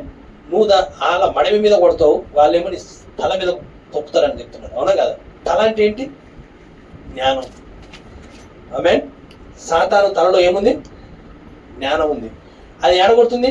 మనం తలను కొడతా ఉంటాం, తలను తొక్కుతాం. పాముని కొట్టేటప్పుడు దేని మీద కొడతారు? దాన్ని ఎక్కువ చంపేటప్పుడు. ఎందుకు? ఆండేసి వస్తుంది అది. అవునే కదా? ఇప్పుడు అదే ఆడ కొడుతుంది తెలుసా? మణిమి మీద కొడుతుందట. మణిమ అంటే ఏంటి మరి? తల అంటే జ్ఞానం అని చెప్పుకున్నావు. మణిమ అంటే ఏంటి మరి? నీవు నడిచే నడక మీద కొడుతుంది. ఏ నడక? వాక్యపు నడక కాకుండా దాని నడక నడిచేటట్టుగా నేను కొడుతుంది. అర్థమవుతుంది? అంటే నీ దారిని తప్పిస్తుంది అనమాట. ఆమేన్. ఇది ఎక్కడుంది? లేఖనమే. కాబట్టి ఇక్కడ దానిని తల మీద కొట్టే సంతానం ఒకటి వచ్చింది, రాజ సంతానం. ఆ వృక్షం ఒకటి వచ్చింది, అందులో జీవం ఎప్పటికీ చచ్చిపోదు. ఆమేన్. అది నిత్యము నివసించే జీవం ఉంది దాంట్లో. ఆమె ఎవరు? ఈమెనే, వధువే. ఆమేన్. ఈమెనే. ఎందుకు? ఆ జీవము ఎవరైతే అంగీకరించారో, తండ్రితో ఆకర్షింపబడ్డారో వాళ్ళలో ఉంది అది ఈరోజు. ఆమేన్. నీలో, నాలో ఉంది. ఈరోజు నువ్వు అంగీకరించి నిజంగా అక్కడ ఉన్నావా? అది నీలో ఉంది. నువ్వు ఈ చెవులు వినేసి ఈ చెవులు వదిలేసినాం అనుకో, ప్రయోజనం ఉందా? మన జీవితాలు మారితే ప్రయోజనం ఉంది. అంతేనా? ఇప్పుడు వాళ్ళిద్దరికి ఒక కనెక్షన్ వచ్చింది. ఆమె అంటుంది, ఆమెతో దేవుడు మాట్లాడుతూ ఉన్నాడు, ఇక్కడ ఎలిజబెత్తో దేవుడు మాట్లాడుతూ ఉన్నాడు. ఇక్కడ రెండిట్ల సంభాషణలు జరుగుతూ ఉన్నాయి. జరుగుతూ ఉన్నప్పుడు ఈమెని ఆమె దగ్గరికి పంపిస్తా ఉన్నాడు. ఎవరి దగ్గరికి? ఎలిజబెత్ దగ్గరికి పంపిస్తున్నాడు మరి అని, మగ్దలేని మరి అని. అప్పటికి కడుపులో ఎన్ని నెలలా? 6 నెలల 5 నెలలు. అంతేనా?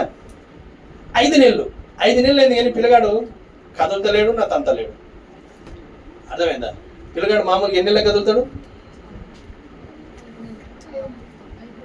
అంతేనా? కొంచెం మాట ఎన్ని నెలలు కదులుతాడు? 5 నెలలకు కదలాలి.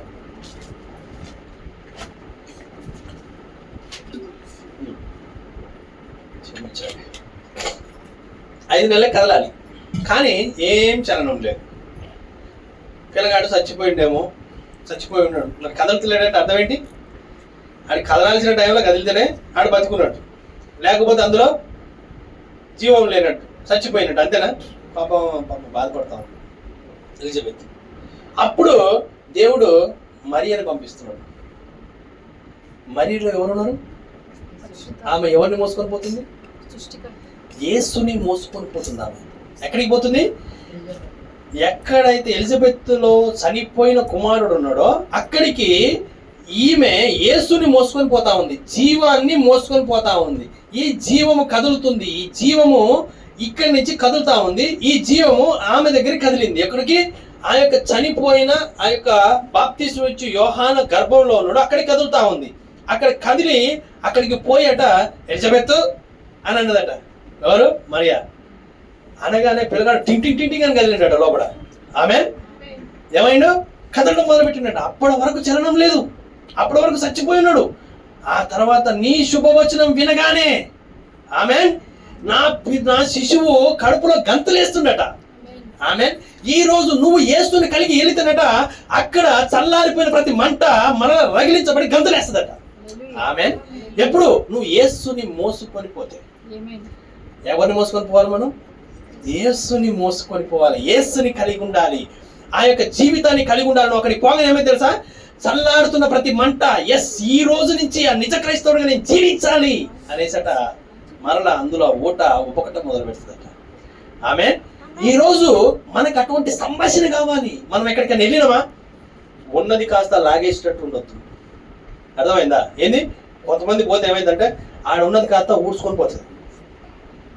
కానీ ఈ రోజు మనం ఎక్కడికి వెళ్ళినాము అనంటే వాళ్ళు పురిగొల్పబడాలట, ఇంకా ముందుకెళ్ళగలగాలట. వాళ్ళు అక్కడ ఆ సత్యాన్ని గుర్తిరగగలగాలట, వాళ్ళ మంటని రగిలించబడాలట. ఇవన్నీ మనలో జరుగుతున్నాయా? లేకపోతే ఇప్పుడే మనము ఆ యొక్క జీవజలపు ఊటల దగ్గరికి పోవాలట, ఆ నది ఒడ్డున నాటపడడానికి మనం వెళ్ళాలంట. ఆ యేసుని కలిగి ఉండటం కొరకే. నీవు ఇక్కడ లోకంలో ఉంటే ఈ లోకం అంతా చెప్తా ఉంది ఏంటంటే శరీరంలో ఉన్న స్వస్థతని దేవుడు స్వస్థపరుస్తాడు, మీకు ఆస్తిని ఇస్తాడు, మీకు అద్భుతాలు చేస్తాడు, మీకు కార్లు ఇస్తాడు, మీకు బంగాళాలు ఇస్తాడు అని చెప్తారు. అవునా కదా? చాలా మంది చెప్పే విషయాలు ఏంటి? మనకు ఆస్తి ఇస్తాడు, ఇల్లులు ఇస్తాడు, బంగాళాలు ఇస్తాడు, సమృద్ధిగా ఆశీర్వదిస్తాడు. అవునా? కానీ మీరు బైబిల్లో చూడండి, పౌలు గారు 9 కోట్ల ఆస్తుందట అప్పటికే ఆయనకి. ఎంత? 9 కోట్లు. అన్ని వదులుకొని వచ్చి డేరాలు కొట్టినాడు. బాగా ఆశీర్వదించింది కదా. ఏం చేసిండు? వదిలొచ్చిండు. అపోస్తులు వాళ్ళంతా వాళ్ళ పనులలో చాలా బిజీ. పనిలేని ఎవరిని పిలవలే దేవుడు, జాగ్రత్తగా గమనించండి. పనిలేని పిలవలే, అందరు పని చేసుకుంటూ బిజీ ఉండాలని పిలిచిండు. వాళ్ళని పిలిచి తీసుకుపోయి వాళ్ళు అంటున్నారు అన్నమాట. అప్పుడు అవును ప్రభువా, మేము ఇవన్నీ వదిలేసి నేను వెంబడిస్తున్నాం కదా, నువ్వు మాకేమిస్తావు? ఏం మాట్లాడుతున్నాడు పేదరు అక్కడ? అన్నీ వదిలేసి నేను వెంబడిస్తున్నావే, నువ్వు మాకేమిస్తావు అనంటే పరలోకంలో 12 సింహాసనం మీద కూర్చోబెడతా అంటున్నాడు. ఎక్కడిస్తారంటే ఆస్తి? మరి ఇల్లు ఇస్తా, కారు ఇస్తా, బంగాళాలు ఇస్తా, నీకు 100 ఎకరాలు ఇస్తా అన్నాడే. జాగ్రత్తగా గమనించండి. బోధలకి మనం మోసపోకుండా ఉండాలి. ఆమె వాక్యం ఏం చెప్తుంది? మనం ఇక్కడ ఉన్నాం. పరిచారము చేయడానికి వచ్చిన కాపర్ ఎక్కడ? పరిచారము చేయించుకునే కాపర్ ఎక్కడ? పరిచారం చేయించుకోవాలనుకుంటున్నాడు ఎవరు? చెప్పండి ఒకసారి. చెప్పాలి సిస్టర్, మీరు చెప్పచ్చు. పరిచారం చేయించుకోవాలి అని అనుకున్నది ఎవరు పరలోకంలో? నాకు ఆ సింహాసనం కావాలనుకున్నది ఎవరు? లూసిఫర్. అవునా? ఇప్పుడు వాడి సింహాసనాన్ని యాడేసుకోవాలి. మరి వానికి ఇవ్వబడిన రాజ్యం ఎక్కడ? ఈ లోక రాజ్యంలో ఎవరికి ఇవ్వబడి ఏం చెప్తుండ దేవుడు? ఇవ్వడేం చెప్పిండా? వాడి స్వాధీనంలో ఏర్పడుతున్నాయా? సాతాను ఏదోలో ఉన్నామా? ఇప్పుడు ఇక్కడికి వస్తే నిన్ను ఆస్తిలో నిన్ను ఆశీర్వదించి, ఒక కారు ఇచ్చి, ఒక ఇల్లు ఇచ్చి, ఒక బంగ్లా ఇచ్చి, ఇవన్నీ చేసి నిన్ను ఎందుకు సాతాను నిన్ను ముందుకు తీసుకెళ్తాడు? నా క్వశ్చన్. మీరు పాకిస్తాన్లో పట్టుకుందాం, ఇండియా వాళ్ళు, వాడంటే నేను రండి సార్ అని చెప్పి కూర్చోబెట్టి బిర్యానీ పెట్టి ఇల్లు ఇచ్చి కారు ఇచ్చి మంచిగా చూసి మీకు మంచిగా అలా కలుపుకున్నాడు అనుకో, అర్థం ఏంటి? నువ్వు రాజీ పడ్డావు అని అర్థం. అర్థం చేసుకోవట్లేదు. మనం ఏం చేసినాం? రాజీ పడ్డాం, ఆశీర్వదించబడ్డాం. ఎప్పుడు రాజీ పడతాయి? రాజీ పడకపోతే ఏమొస్తాయి మరి? కష్టాలు, శ్రమలు కూడా కొన్ని ఇవ్వబడ్డాయి అంట మనకి, అవునా కదా? నీవు నిజముగా క్రీస్తుని నమ్ముకుంటే నీకు శ్రమలు వస్తాయి, కష్టాలు వస్తాయి. అర్థం? నువ్వు శోధించబడతావు అని చెప్పు. పోతారు ఎవరైనా వచ్చినట్టు పోతాడు, రాడు. ఆయనకి ఏం కావాలి? ఇల్లు వస్తారా, కారు ఇస్తారా, ఇది ఇస్తారా అంటే వస్తాడు, అంతేనా? కానీ నిజ సేవకుడు, నిజ క్రైస్తవుడు చెప్పేది ఏంటంటే వస్తే మాత్రం తోలు తీయబడుతుంది అని చెప్తాడు. ఎందుకంటే సాతాను ఊకోడు, శోధించడానికి వానికి ఒకటే ఇవ్వబడదు, ఏంది? ఇదే. కానీ లోపల దాన్ని ముట్టలేడు. ఆమేన్. నిన్ను ముట్టడు, కానీ వాడు ఏం చేస్తాడు తెలుసా? పక్కన వాళ్ళని రెచ్చగొట్టి నువ్వు బయటకు వచ్చినట్టు చేస్తాడు. నీకు ఏం కోపం లేదు, నువ్వు చాలా మంచిగా ఉన్నావు, బైబిల్ చదువుకుంటున్నావు, ప్రార్థన చేసుకుంటున్నావు, చర్చికి పోతున్నావు, మంచిగా ఉన్నావు, హ్యాపీగా ఉన్నావు. ఇప్పుడు ఇది చూస్తాడు వాడు. చూసిన తర్వాత ఏం చేస్తాడు తెలుసా? పక్కన ఒక సిస్టర్ని లేపుతాడు, నిన్ను తిట్టేటట్టు చేస్తాడు, లేకపోతే నీ మీద అబద్ధ సాక్ష్యం చెప్పేటట్టు చేస్తాడు, నీకు కోపం వచ్చినట్టు చేస్తాడు. కోపం వచ్చినప్పుడు ఇక్కడ నీకు కావాల్సింది ఏంటంటే వివేకత. నీకు కోపం వచ్చినట్టు చేయగానే వెంటనే కోపపడి నన్ను అంటావా అని ఆ దగ్గరికి పోయినావు అనుకో, అప్పుడు ఏమైందో తెలుసా? నీలో ఉన్న పరిశుద్ధత ఎగిరిపోతుంది. అప్పుడు నీ తోలు తీస్తారు బయటికి పోయిన తర్వాత. ఏంది ఇదంతా? సాతాను యొక్క కుయుక్తి.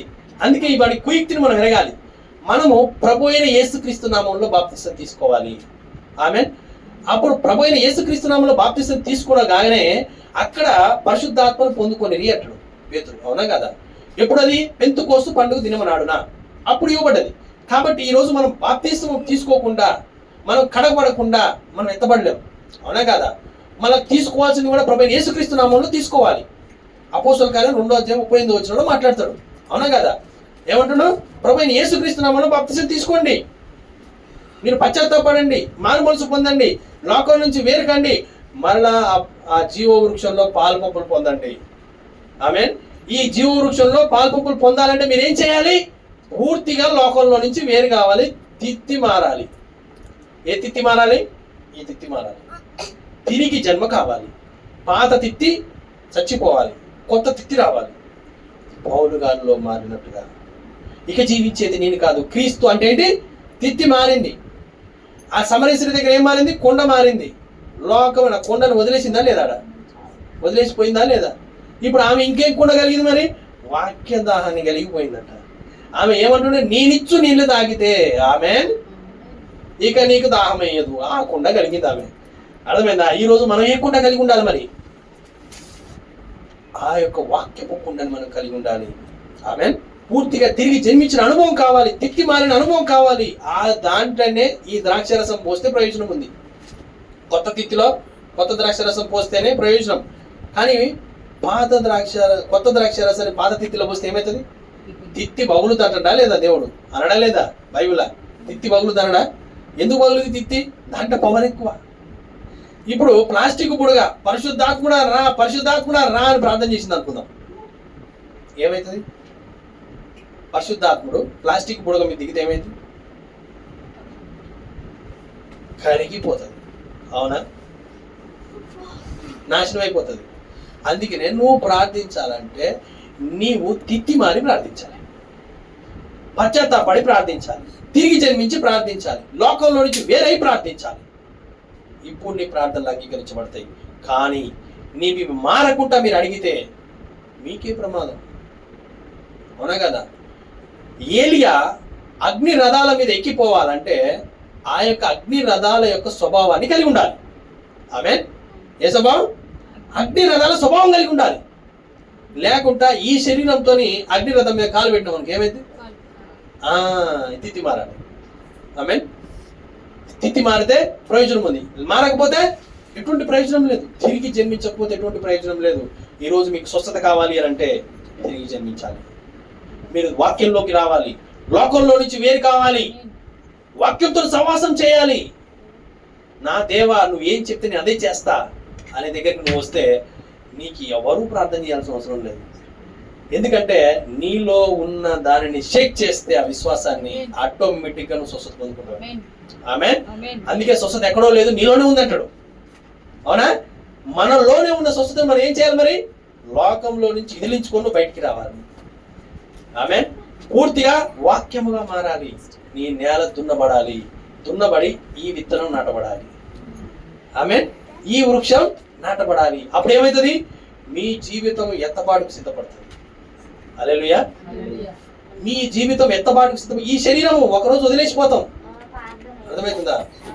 ఒక్కొక్కసారి పౌలు గారిని ఆయన వాక్యం బోధిస్తా ఉంటే ఇష్టం వచ్చినట్టు కొడతారు. కొట్టి చచ్చిపోయింది అనేసి ఆడ పడేసి వెళ్ళిపోతే ఆయన వాళ్ళు వెళ్ళగానే మళ్ళా లేచట వాక్యాన్ని బోధించడం కొరకు వేరే దగ్గరికి వెళ్తుండట. ఆమెన్. అంటే ఏంటి? ఆయన శిరస్సుని ఖండించడానికి వెళ్తున్నా కానీ ఏదో జయించిన వాడిగా పోతా ఉన్నాడట. అంటే ఇది శాశ్వతమైనది కాదు. దీని గురించి మనం ఆలోచించేది కాదు. సెకండ్ పూల్, థర్డ్ పూల్ కాదు. Second pool, first pool, second pool కాదు. థర్డ్ పూల్ గురించి మనం ఆలోచించాలి. వాక్యం యొక్క బయలుపాటు గురించి మనం ఆలోచించాలి. వాక్యం యొక్క బయలుపాటులో మనం జీవించాలి. అర్థమైందా? అంటే నువ్వు ప్రభువైన యేసుక్రీస్తు యొక్క నామంలో బాప్తిసం తీసుకొని ప్రభువైన యేసుక్రీస్తు ఏం చెప్తున్నా ఆ విధంగా చేస్తూ పరిశుద్ధాత్మను పొందుకుంటే వెతపడతావు. సింపుల్. అర్థమైందా? కానీ ఈ విధంగా కాకుండా నీ ఇష్టం వచ్చినట్టు దిగితే నువ్వు అక్కడ ఎత్తపడలేవు. అవునా కదా? నువ్వు ఏ బస్సు పడితే ఆ బస్సు ఎక్కితే నువ్వు వెళ్ళాలనుకున్న స్థలానికి వెళ్తావా? అన్ని బస్సులేగా, అన్ని బస్సులే కదా. నేను విజయవాడ పోవాలనుకుంటున్నాను, కాళ్ళు మూసుకొని పోయి సిటీ బస్సు కోటిపోయే బస్సు ఎక్కినా, వాడు ఏం చేస్తాడు? ఎగురుతాడు బయటికి. అవునా కదా? విజయవాడ బస్సు అంటాడు. అవునా కదా? ఎందుకు? నీవు పోవాలనుకున్నప్పుడు ఆ యొక్క పేరు కలిగిన బస్సు ఎక్కాలి. విజయవాడ పేరు ఉంటుంది దాని మీద, బస్సు మీద. ప్రభు అయిన యేసుక్రీస్తు పరలోకం పోయే బస్సు. ఆమేన్. ఏ బస్సు ఇది? పరలోకం పోయే బస్సు. ఈ బస్సు ఎక్కండి. మీరు ఎక్కడ పోతున్నప్పుడు పరలోకం హ్యాపీగా పండుకోవచ్చు. మీరు ఎవరు మిమ్మల్ని డిస్టర్బ్ చేయరు, ఎవరు మిమ్మల్ని అడగరు. ఎందుకు తెలుసా? ఆ పెళ్లి వస్త్రాన్ని కలిగి నువ్వు లోపలికి వెళ్తా ఉన్నావు. అంతేనా కదా? పెళ్లి వస్త్రం లేకుండా లోపల విందులోకి వెళ్తే ఏం చేసిండు? మెడలు పట్టి బయటికి నెట్టమన్నాడా లేదా? నెట్టించిండా? ఇప్పుడు ఏం చేయాలి మరి? మనం పెళ్లి వస్త్రాలు ధరించి పోవాలి. వాక్యం యొక్క క్రమములో వెళ్ళండి. అప్పుడు మీరు ఏమవుతారు? ఎత్తబాటుకు సిద్ధపడతారు. మీరు అందులోకి వెళ్ళిపోతారు. ఆమేన్. అందుకనే ఈరోజు విన్న వాక్యాన్ని మనం ఏం చేయాలి? దాన్ని తీసి ఫ్రిడ్జ్లో పెట్టద్దు, గోధి తీసి గోధులో పెట్టద్దు. అర్థమైందా? ఏం చేయాలి మరి? 30 60 100 ఫలించేటట్టుగా మీరు నెమరు వేయాలి. ఆమేన్. తలాంతుల గురించి మాట్లాడతారా లేదా? ఒక తలాంత ఒకరికి ఇచ్చినప్పుడు ఆడు ఏం చేసి బోధపెట్టి దాచిపెడతాడు దాన్ని. ఓ ప్రభు, మీరు నిజంగా విత్తిన చోట కోయని వాడు, విత్తని చోట కోయని వాడు అనేసి చెప్పి నేను ఆ విత్తనాన్ని దాచిపెట్టిన ప్రభు అన్నప్పుడు ఏం చేస్తాడు? దాన్ని పీకి వేరేడికి ఇస్తా ఉన్నాడు. అంతేనా? అంటే మీరు ఇప్పుడు ఏం చేయాలి? మీకు తలాంత ఇవ్వబడితే దాన్ని పంచుకోవాలి. ఆమేన్. నువ్వు ఇస్తా ఉండాలి. పోస్తా ఉంటే ఊరుతా ఉంటుంది. ఊట అవునా కాదా? పోయకపోతే అట్నే ఉంటుందా? ఉంటుంది కదా? అంతేనా? ఏం చేస్తావు? నీళ్ళది మళ్ళా ఊడుతుంది, నీళ్ళది మళ్ళా ఊడుతుంది, నీళ్ళది మళ్ళీ ఊడుతుంది. మనలో కూడా ఆ విధంగానే పెట్టబడ్డట ఊట. ఇది తెలిసిన క్రైస్తవుడు ఏం చేస్తాడు? పోస్తా ఉంటాడు. ఈమెలో పోస్తాడు, ఈమెలో పోస్తాడు, ఈమెలో పోస్తాడు, ఈమెలో పోస్తాడు, ఆయనలో పోస్తాడు. పోసుకుంటా పోతా ఉంటాడు. సర్వలోకానికి వెళ్ళి సర్వ సృష్టికి సువార్తను ప్రకటించుడి, నా శిష్యులుగా చేయండి. అర్థమవుతుందా? మీకు శిష్యులుగా చేసుకోండి. మీకు శిష్యులుగా చేసుకునేది ఎవరు? లోకం, సాతాను. కానీ ఆయనకి శిష్యులుగా చేసేది ఎవరు? నిజమైన వృక్షం, జీవ వృక్షం. ఆమేన్. చిన్న వాక్యాన్ని దేవుడు దీవించును గాక. ప్రార్థన చేసుకుందాం. ఎవరన్నా ఒక